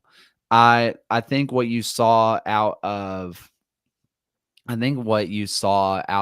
New Mexico, they looked good. They had, Miguel Akale. Akale is a special talent that I'm going to be surprised if he is not sold to a bigger league sometime soon. He is just that special of a player. And he had his footprints, or like his fingerprints, all over this pitch. And it looked great. Meanwhile, you also have someone like Shakes, who's in the back line for them, who is taking over for former Atlanta United player mentioned, Tambakis. Mm-hmm. And he's looked good. I do think that he is the biggest question mark for New Mexico. He is giving up a lot of chances where he should be catching the ball, that he is just parrying the ball away. He's punching it away. He doesn't seem to have confidence in catching it at times, the box. That could cost them against someone like a Tulsa who has Kaylor, who has someone like a Weber who's ready to pounce. But even so, it's going to be a great matchup between the two. New Mexico got pushed. They got absolutely pushed by Orange County, who finally showed that they are one of the better teams in the West. But they find a way to win at the Lab, and it was incredible. Tulsa, them and Phoenix got into a we don't want to lose match for about 120 minutes. And then around 121, you have Lukic, who comes up from League One, gets his 6th goal from off the bench. And it's no cheapie either. Off the volley, curls one inside the near post, manages to beat the goalkeeper. I mean, that is not an easy goal to score. Do it. And this just kind of shows what Tulsa's been all year long, which is resilient, defensively solid, and they have the players in the attack to make magic happen. And, when you've got the 1 and the 3 out west, is this one Tulsa's to lose, or how are you looking at this one? Because as competitive as these two teams are, is this going to be another 120-minute staring contest? Or are you actually looking at goals in the first 90? What are you staring at here? I think the difference between Phoenix and New Mexico is that I think New Mexico is willing to take it to Tulsa a little bit. Mm-hmm. I think that while they have a fantastic back line, when you're looking, and I'm trying to pull up my notes really fast. When you're looking at a glossary, you're looking at a Ryden, when you're looking at a Kaylor and a Maples, that is a great back line. You look at a Zico Bailey, who's playing in the defensive midfield, which everybody kind of remembers him as his wing back, and he's still great at that, but he's becoming this holding midfielder that has been really impressive. Same thing with Zellum. I think they have a back line they can rely on, but I think that they cannot rest on their defensive laurels the same way that Phoenix could. So I think they know that they're going to have to take the attack to Tulsa. Tulsa is going to know that, and they're going to try to counterattack and try to find holes in the back line, as they always do. I think this is a match that's going to be set up for at least one goal in the normal time. Now, it may end up being 1-1 going into penalties. I'm not expecting a 3-3 shootout, but even so, I do think we're going to see a little bit more attacking, a little bit more poking and prodding. Meanwhile, on the eastern side of this, Pittsburgh, Rhode Island, I would not be shocked if this thing goes 0-0 with both teams with only one shot on goal the entire match. I do think we have two different types of matchups happening, even if maybe the scoreline may not reflect it. 6:30 Eastern is Pittsburgh and Rhode Island in the Eastern Conference Final, and it is 8:30. I'm guessing they don't want to overlap them in case something happens and Pittsburgh and Rhode Island go for longer than 2 hours of TV time. They're both on the plus, but 6:30 and 8:30 Eastern, Pittsburgh, Rhode Island, FC Tulsa, New Mexico United, your conference finals in USL Championship. I can't let League One go without talking about the last game of the year coming up now in League One. It is One Knox and Spokane, and with Red Bulls getting bumped out in round number 1, it's two of the top 3 teams squaring off in One Knox, and now Spokane has to go from one end of the planet to the other. Yeah, you're looking at a Spokane team who had to really fight against a Portland squad where it looked like it was game, set, match when Luis Heel missed his first chance, missed his second chance, but he will never miss the third, and curls it into that far post off the volley. Not too dissimilar to Lukic's goal, actually. And then Portland fights their way back. They find it 2-2. They go into penalties. Spokane prevails. Meanwhile, One Knox had to survive a little bit. Naples was a great counterpunch to One Knox. And One Knox probably feels a little lucky, and Naples feels very hard done by with one of the clearest handballs I've seen in a long time not get called. Mm-hmm. And so what could be possibly 1-0 for Naples, or even 1-1 if you want to say Tequila's goal still stands. They go into extra time, they go into penalties, who knows what happens. But it's going to be really interesting. These are two teams that are built off their defense. They will let their defense stand on their heads all day long. The Spokane's going to come out in their 4-4-2, and they are just going to live and die by that thing. And more power to them. They are fantastic in the back line. Meanwhile, you're looking at a One Knox who they're going to come out in their 4-2-3-1. They have someone like a Ugly. They have a Skelton. They have a Richie. They have a Brown. They have a Sean Lewis who can absolutely stand on their head. Mm-hmm. But then you have someone who is Rosamilia. They have a Tequila. They have a DNA who is truly special players. Rosales is on the bench for them, if that tells you how good they've been. Meanwhile, you're again looking at Spokane, where I'm just going to read names at you because it's disgusting. Nico Brett up top, Luis Hill in the midfield, Pierre Reedy on the right side, Siobhan John Brown in the left side, Andre Lewis and Meredith Bryce in the holding midfield. And then their back line is Waldeck, Miller, Garcia, and Lucky Apara with Marinaccio sitting in goal. They have an embarrassment of riches. Neil Vinyals is on the bench for them. Jack Denton on the bench for them.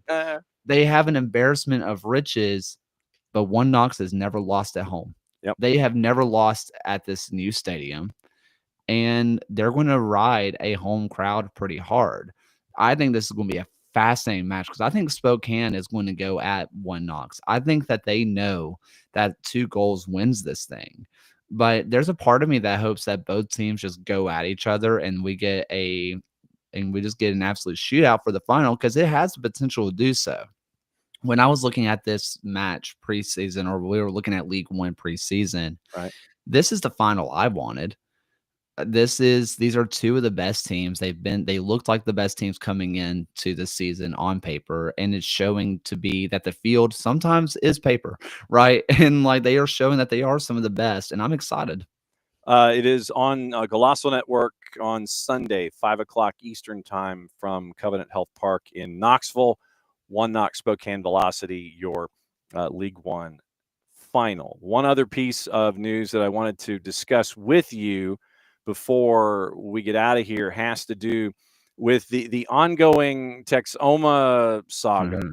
And now it is, for those that may not know, Texoma was a part of the activity in USL League One. And then because of a couple of different factors, not happy with the stadium situation, and that being probably the biggest one, and just trying to find a home and get anchored there in Sherman, Ada, Ardmore, and Denison, they have dropped to League Two for next year. But the ownership group has now created a pathway where in a couple of seasons it is now going to be Rodeo SC in Salina, which is the same basic footprint there in North Texas, and it's on the Texas side of the Oklahoma border. But now they're bringing in Rodeo in a couple of years. Is Texoma now going to League Two? What when you and the other guys on the USL show were looking at this situation, what popped into your head with the addition of Rodeo and the self-demotion of Texoma? I That don't know. This was all kind of leaked where we saw that they were planning to move stadiums. They're going to say the Latin worded email that came out just as an email blast that didn't say anything. You and I both got that one. I mean, I think you and I actually talked about it about 15 minutes after the email was sent, and you asked me, "Did you also get said Latin email?" Yes. Did you get this? Yes. And so this doesn't shock me. Mm-hmm. I think that this is a metaphorical rake that the USL keeps stepping on, where they didn't vet this ownership group. They rushed them into the league, and now they got a year underneath their belts. One team drops down to League Two, which is fine. I mean, there's no issue with starting off in League Two. I mean, again, look at One Knox. It works. Yeah. But then you're a Sarasota as well. But instead of saying, hey, cut your teeth for a couple of years, figure out how to run a club, they just said, nah, you got money. Welcome. And now they're just planning to leave and then come back, but they have a new name. It's the same team, though. If anything, I think it's cool that the U.S. Soccer has expanded to having Phoenix clubs for the first time ever. Like, welcome to the big leagues, guys. Kinda. I don't know. This is just another metaphorical rake the USL keeps stepping on. And you look at this situation, you look at North Carolina SC or FC, and you say USLPA has just something else they can say, hey, vet these owners, and the players are hurting. The players keep getting screwed out of contracts. They keep getting screwed when it comes to building a life somewhere. These are not just people who are just kind of living their best bachelor life. They have families, they have wives, they have kids, and they're just being shoved around looking for job, looking for job, looking for job. And meanwhile, that ownership group gets to just come back. I mean, it's just, I think it's just something else that the USL has to look in the mirror and realize that this ain't sustainable for anybody. Halftime in Qatar, US and Czechia are goalless. What's up next for at the USL show and at Kaylor Hodges? For at the USL show, we have Alex Ashton, who does League One Updater. He is going to be at the League One final. So we're going to get some updates from the USL show at the League One final. And we are also planning to head out to the USL Championship. And so I am personally rooting for Tulsa so I can drive and not have to worry about planes, because we all know what happens with me and planes. Yeah. So if I can just drive, that would be fantastic. However, I would love to go to Albuquerque, so I'm not going to complain either way. So that's what we're looking at. You know, we're going to have a presence at both finals, which is going to be an absolute blast. And for me personally, I'm just going to enjoy the rest of this day off the best way I can, with it being 28 degrees outside. Exactly, right there with you. As always, my friend, great to catch up with you during the playoffs every single week. And we will catch up with you in some manner, way, shape, or form next week, knowing that you're kind of back to your normal behaviors and having to do band things and travel the planet with all that kind of stuff. Great to see you, my friend. Thanks for dropping by. We'll catch up with you next week. See you soon. There goes Kaylor Hodges, at Kaylor Hodges on the Twitters, and at the USL show. And yeah, there was a lot to get into in both Championship and League One. And I thought it was important once again to redress what was going on at North Carolina and ask some questions and ask about what's going on at Texoma, because of Texoma self-demoting to go to League Two and then reintroducing the Rodeo SC idea in Salina. And I believe they're playing at the football stadium. The plan is, anyway, when they rejoin League One in 27, they are going to be playing at the high school, I believe. So where does it say? Bobcat Stadium, yeah, Salina Bobcats. So they're going to be playing at the Salina Bobcat High School Stadium, and it is a Class A. I mean, it is. Let's put it this way: it's Texas high school football in Salina. So it's like one of those, like we would know in like a Valdosta or a Moultrie or something like that here in the Georgia footprint, where you have these big high schools and they've got the massive stadia, and it's state of the art in Salina. I don't know if you've seen the pictures, but the Salina Bobcat Stadium is state of the art. It looks really nice. And so Rodeo SC, the new incarnation of Texoma in League One in 27, will be playing. The plan is to play at Salina High School and be a part of USL League One there.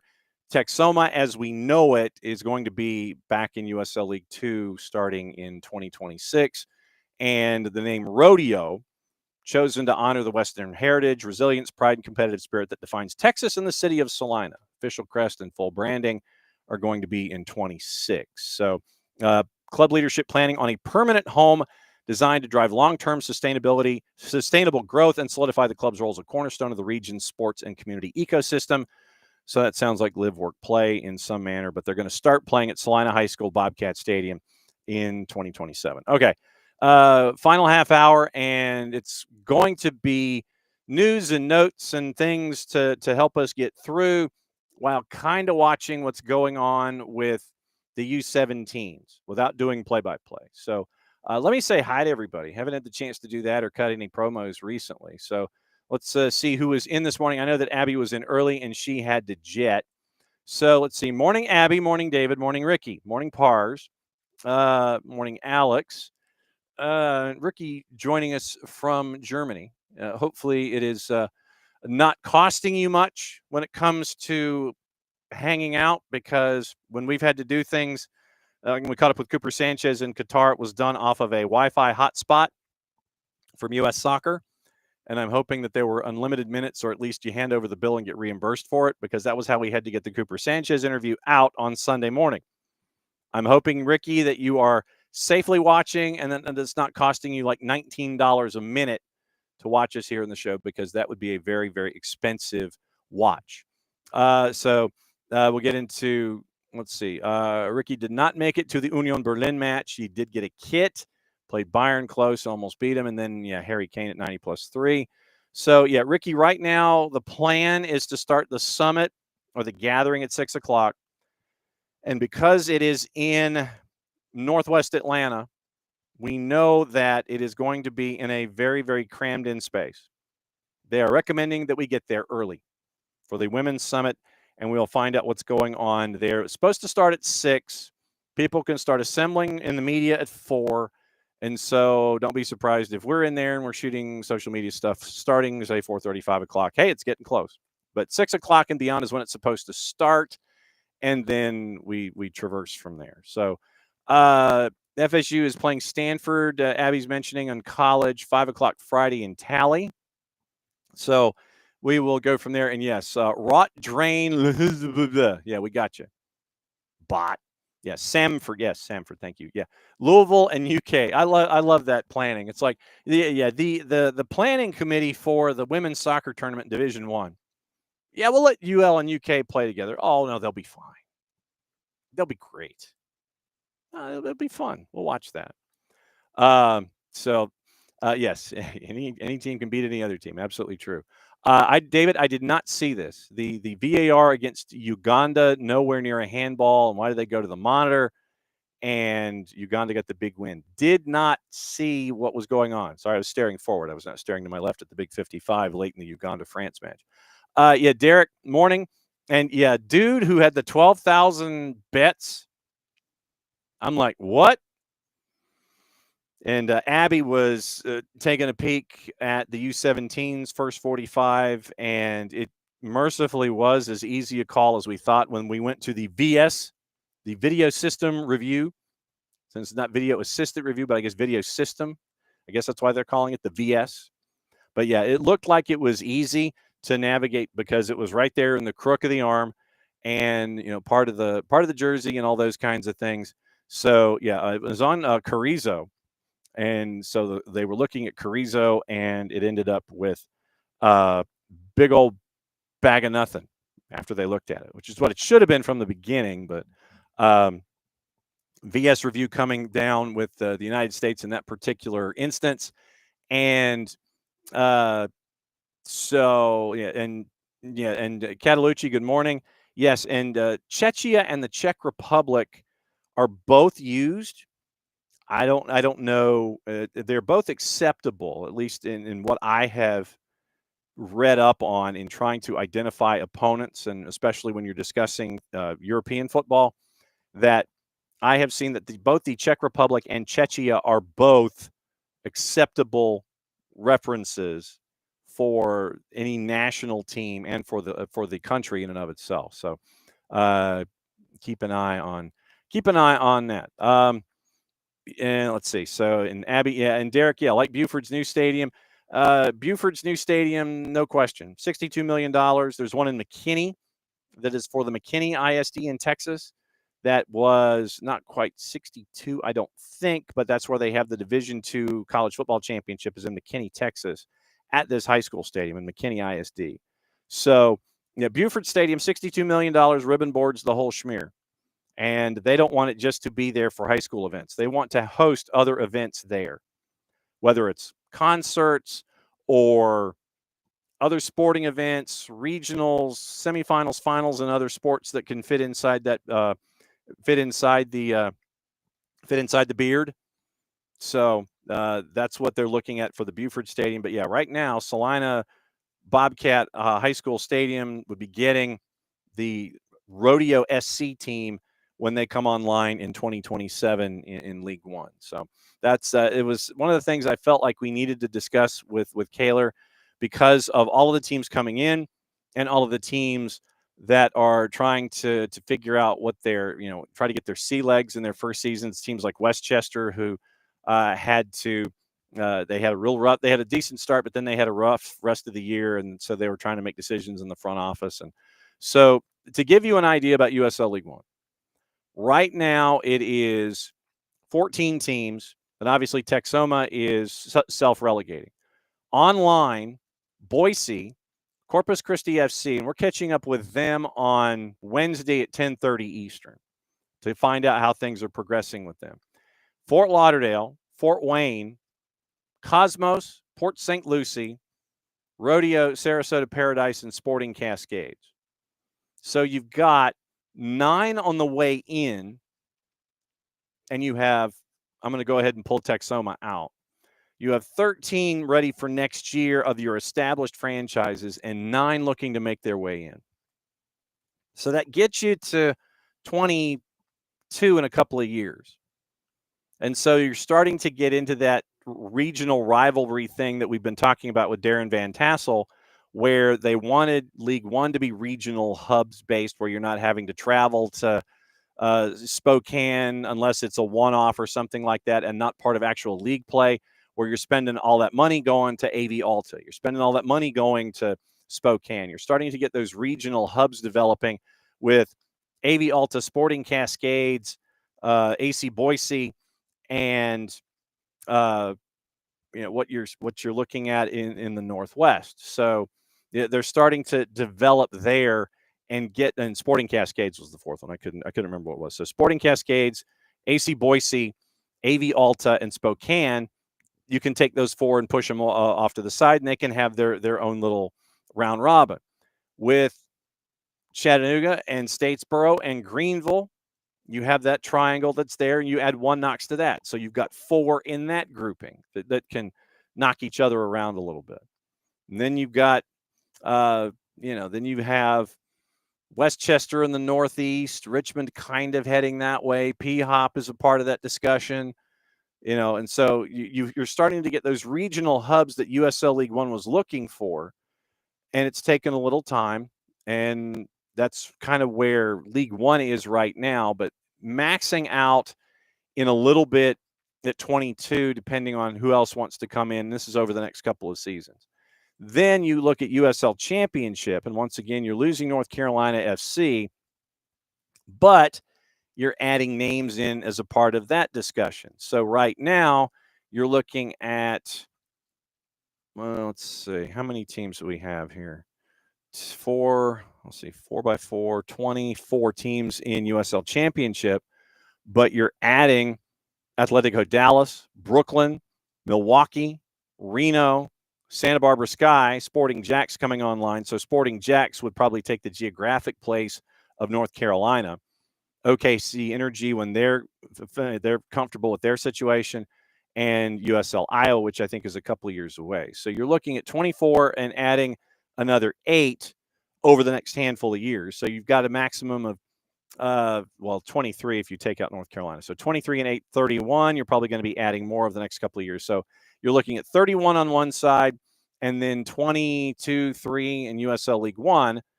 But when you have all of these teams being announced in USL League One, and those numbers are growing because they've had announcements in South and Central Florida, and they're getting that regionalization that we're talking about all locked in place there as well. So, the regional hub thing is growing. And so you're getting substitutions for the United States heading into the second 45. Albert coming in right at the break. And so getting ready for the second 45, goalless, Czechia and the United States. And there were times in the first 45 where Czechia was really getting activity down the right-hand side, and they were having all the cutback crosses and everything, creating opportunities, and also trying to score on corners and set pieces from the far corner flag. As you were looking at the match, Czechia going from left to right in the first 45, working down the attacking right-hand side, working to cut the ball back inside the 18. A couple of chances were available, but nothing came of it. Once again, goalless at the break in that matchup. Stats at halftime, just to let you know. No goals on the board, but a lot of attempts. It was for Czechia, 8 attempts on goal, 5 for the U.S., 1 on target for each. Then you had No yellows, no cards. 7 fouls on the United States in the first 45 minutes compared to 1 for Czechia and the 1 offside. And early opportunity, and it looks like another foul on the U.S. Looks like they're calling the foul on Cooper. So Cooper's called for a foul on a challenge. Corners. So here's the skewing of the numbers. 7 fouls against the United States in the first 45 minutes. 1 for Czechia. 6 corners for Czechia because the U.S. is having to defend a lot inside their own 18 in the first 45 minutes compared to 1 for the United States, and Kevin Sullivan tried to go Olympico. 8 free kicks compared to 1 for Czechia, and no own goals on the board either way. So once again, you are looking at nothing on the board, 47th minute, and that's where we are in the second half. But, yeah, there are a couple of stats that kind of just stand out. The corners and free kicks and the fouls. We'll keep an eye on that once again.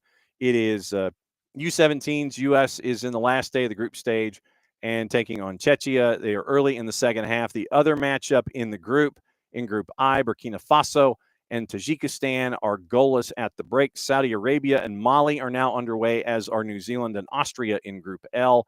And once those matches are complete, that will close out match day 3. Then we'll get into the knockout, supposed to be on Friday, and everybody on Friday.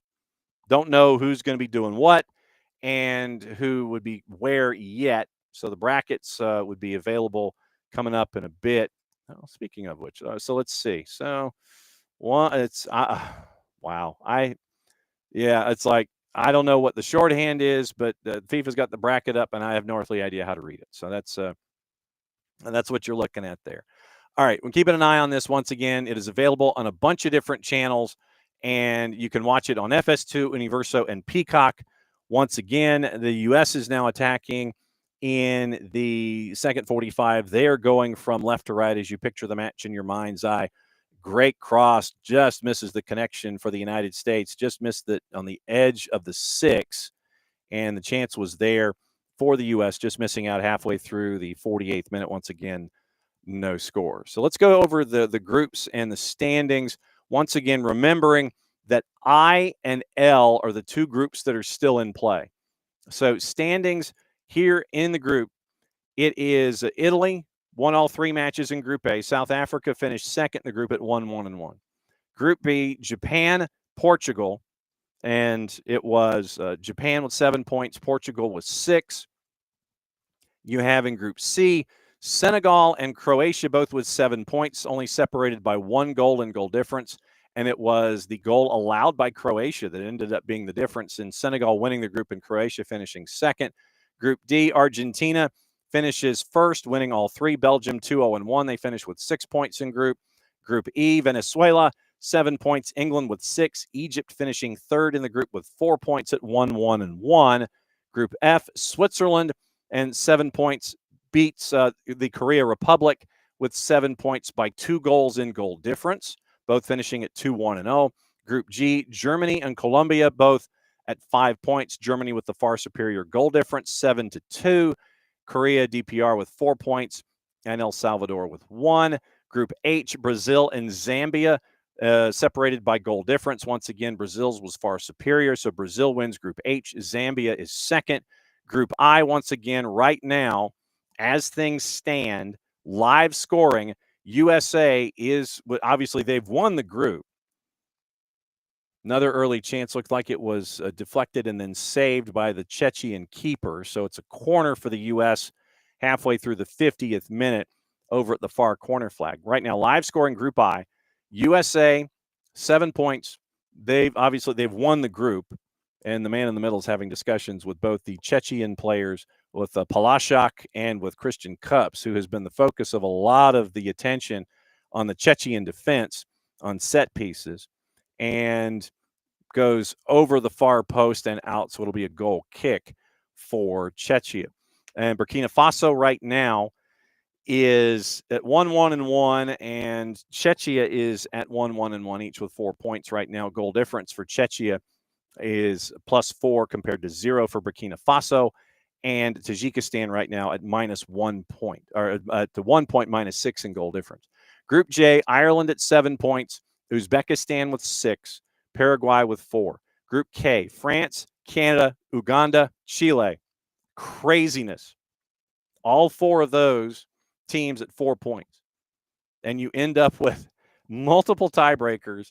France with +1 in goal difference.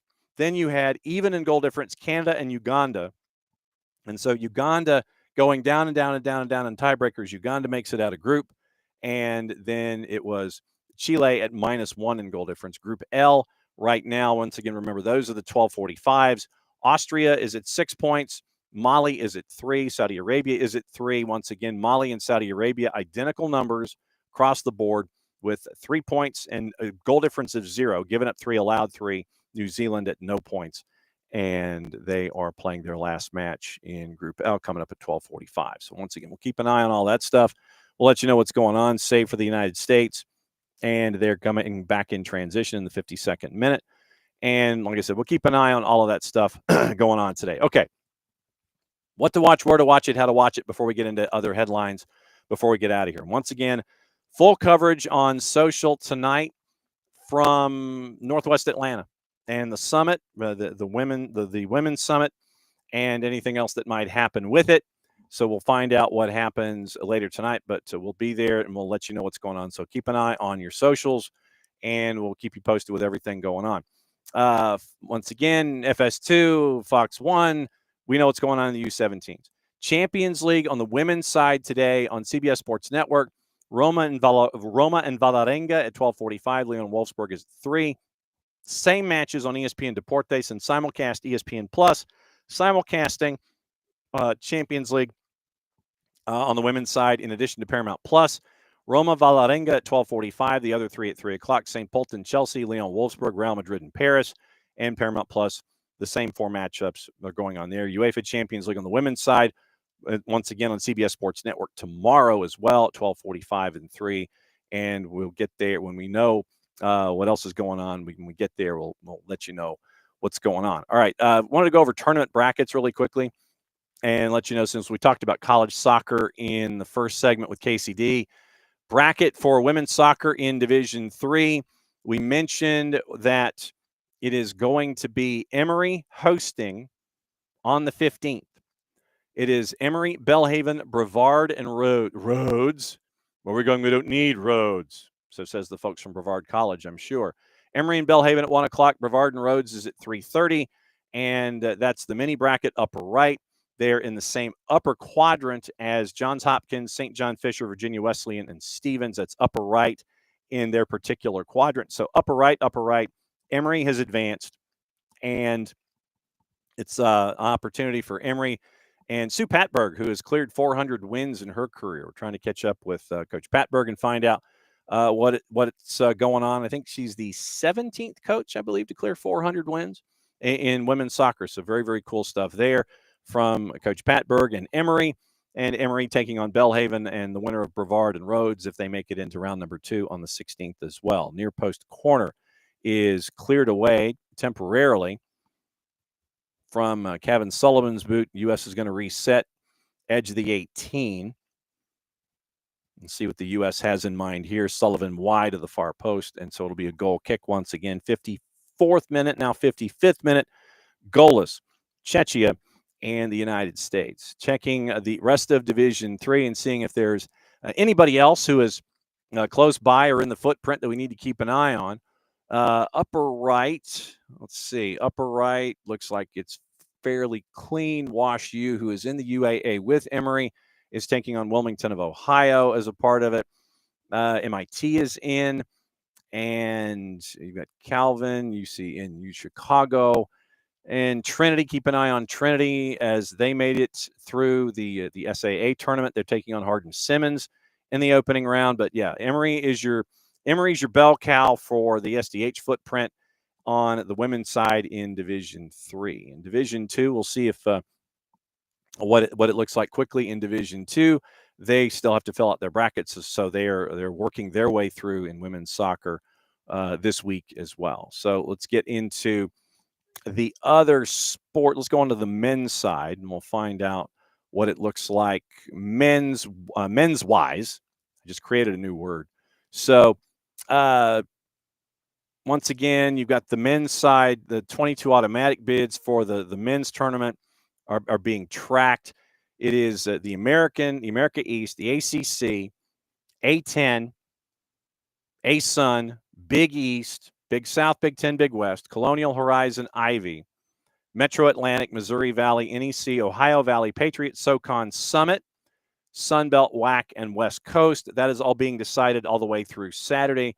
So we'll keep an eye on all of that when it comes to Division One and the postseason there. So keep an eye on the SoCon, which is in our footprint, and keep an eye on the Sunbelt, which is also in the footprint. So in Division Two, looking at the bracket, let's see if it has been announced yet. It has not. And so that bracket is still available for people to make their postseason runs. And in Division 3, Emory is in, but they have to go on the road if memory serves.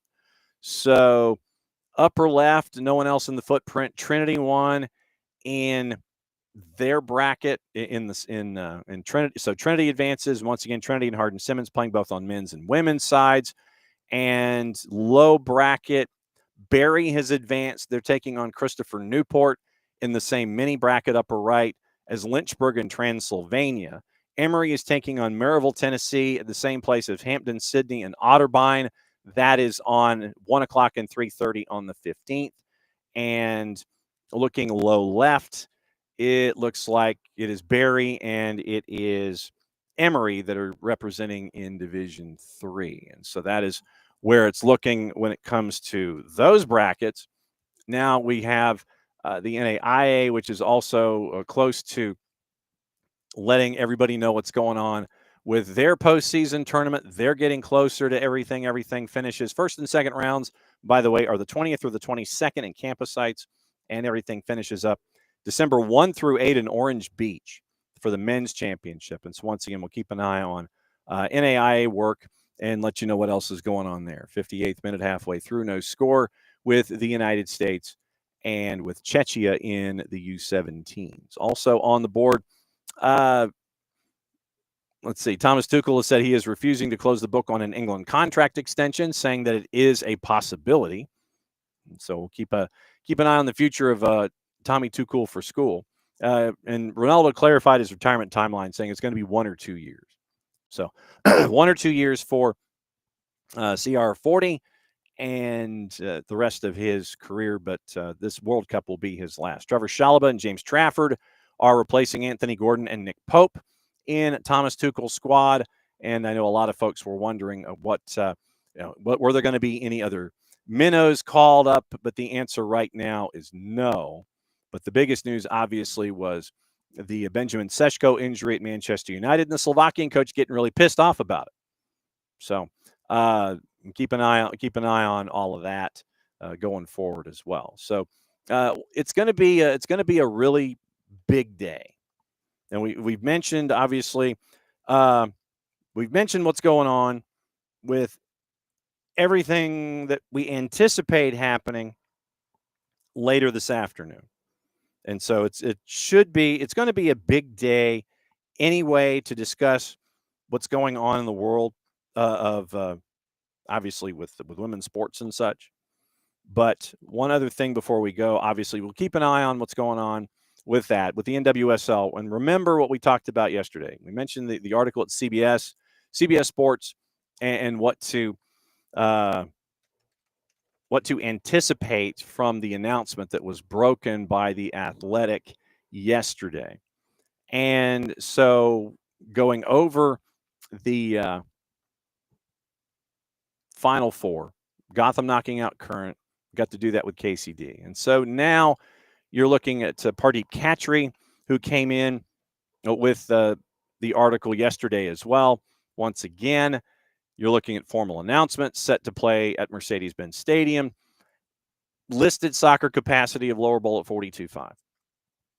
And so that's what you're looking at with Mercedes-Benz. Once again, they would not be the first NWSL venue not to have natural grass.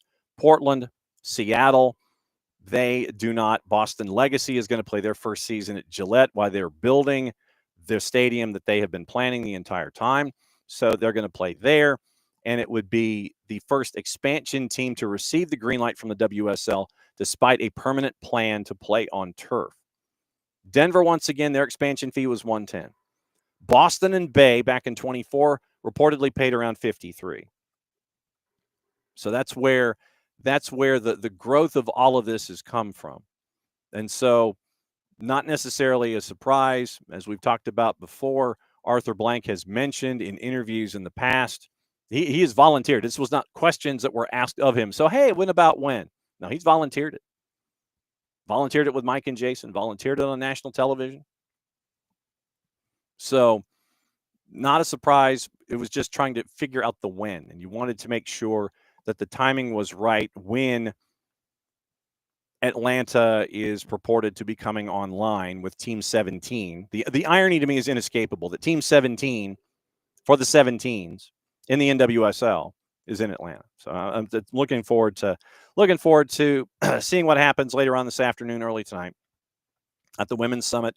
And obviously, like I said, we'll keep you posted on all the things there as well. Atletico Madrid, one more thing before we go. And once again, we're catching up with Jason Stevens tomorrow to air Thursday. SDH PM is Thursday because the Tata Martino press conference, we'll all be there for that. And we're going to be reporting from there after the fact. We'll let you know what's going on. But Tata Martino press conference Thursday morning. Thursday morning, SDH AM becomes SDH PM. Don't know the time yet, but we'll keep you posted. Now, one other piece of news from our friends at Original Football, David Skilling's report. Atletico Madrid majority buyout, Apollo Financial, €2.5 billion takeover for the capital, and the advantage of having a majority share of Atletico Madrid. Apollo Sports Capital acquiring majority stake, valuing Atletico at around €2.5 billion, including debt. Deal is structured so that Miguel Angel Gil and club president Enrique Cerezo remain in place, and the other minority stakeholders like Quantum Pacific and Ares stay present. Public messaging, framing it as keeping continuity but with additional support. Language is measured respectful, according to Skilling, but the meaning of the ownership shift is probably more impactful. Apollo is not a sentimental investor, according to Skilling. Recently launched a $5 billion dedicated sports investment vehicle controlling more than $900 billion in total assets. That means Atletico won't be a passion project. Asset expected to perform, grow, and scale to be worth a decent exit. Structure of the deal signals a future defined by capital discipline rather than romantic narrative. Clubs experience significant growth in the modern era. Partnerships with Riyadh Air, Nike, Kraken, and Visit Rwanda. Now the acquisition of a majority investor, they can maintain the trajectory going forward. Core strategic prize is the development of the Ciudad del Deporte and the wider Parque Metropolitano. Long-term real estate and sports infrastructure play, shifting Atletico from a club to a physical destination with recurring revenue. The new standard. Once again, we talked about live, work, play with Kaylor Hodges in the USL. You're seeing that now with Apollo and their majority investment in Atletico de Madrid. Overall value of the infrastructure. And so the gap lying in between America and Europe in how Europe views clubs and how U.S. capital does. So Skilling comes in. This is your tension-facing Atleti. Club has always defined itself around a very specific emotional tone. Sense of belonging, not constructed from marketing language, but from fans through history. If Apollo, this is David Skilling once again, if Apollo accelerates revenue growth and business value while maintaining the identity, the outcome is great for all involved. If commercial decisions begin to reshape how the club expresses itself, resistance will go quickly and publicly. So David Skilling is looking at Atleti. Once again, keep an eye on Live, Work, Play, and Apollo and Atletico de Madrid and the Metropolitano and the real estate around it. 65th minute late, U.S. charging from left to right. No score. Last day of the group stage. This is Group I finishing up, and you have an opportunity now inside the 6. Pounced off the crossbar, bounces back in play. Another close chance for the United States, and I think they may Vias review it. But at the very least, you get a foul called on the United States in the second chance. Hammered through, and they're going to rewind. It looks like it went flush off the crossbar, kicked back out, and so we are still goalless. 66th minute. Clearly beaten was the keeper, but it rockets off the crossbar. Chance was there for the United States, and Jude Terry. And Jude is talking to himself. The player for Czechia is currently down, receiving treatment from the physios. And was fouled once again in the backwash. So chance for Jude Terry off the crossbar. 65th minute goalless, and that's where we are with the U.S. and Czechia, last day of group stage in the U17 World Cup. David mentioning Otterbein, rival of his school, member of the Ohio Athletic Conference. Tomorrow, once again, Tyler Pilgrim at 9:15. Dylan Butler, busiest man in the Northeast, at 10 o'clock. We find out about Corpus Christi FC and about their growth at 10:30. Find out what's going on with them as they're getting ready to jump into USL League One. And we also are efforting conversations with AC Grand Rapids and their new signee in the front office, Derek Barnes, coming from Charlotte FC. We're going to be efforting those as we go here in the international window. Soccer over there Wednesday night, 8 o'clock. Since we didn't have it last night, we're having it tomorrow, 8 o'clock. We'll discuss European qualifiers, all the things, catching up with all of you folks as we go. Now, player down for the United States being looked at, and it looks like better for wear after getting helped up. So it looked like it was another foul, and it was Julian Hall that was fouled by Czechia. All right, we're going to go and watch the rest of the match. We've got late 67th minute, goalless, and yes, I was doing a little bit of filibustering. So late 67th minute, early 68th, goalless, USA and Czechia, last day of the group stage. We'll keep you posted on that. We're keeping an eye on the tournament in Qatar, and we'll try and see if we can effort other folks as they get ready for knockouts in the tournament as we go and we watch it on FS2. As always, thanks for dropping by, being a part of SDH AM. Thanks to Kaylor Hodges. Thanks to KCD. Thanks to Owen for announcing his presence, and thanks to all of you folks for hanging out with us as you always do here on SDH AM. Mucha plata, y'all. Play it safe. It's the end of the show. Back in a little less than 22 means we get to do this. See you again tomorrow, folks. Busy day tonight in the history of soccer in Atlanta.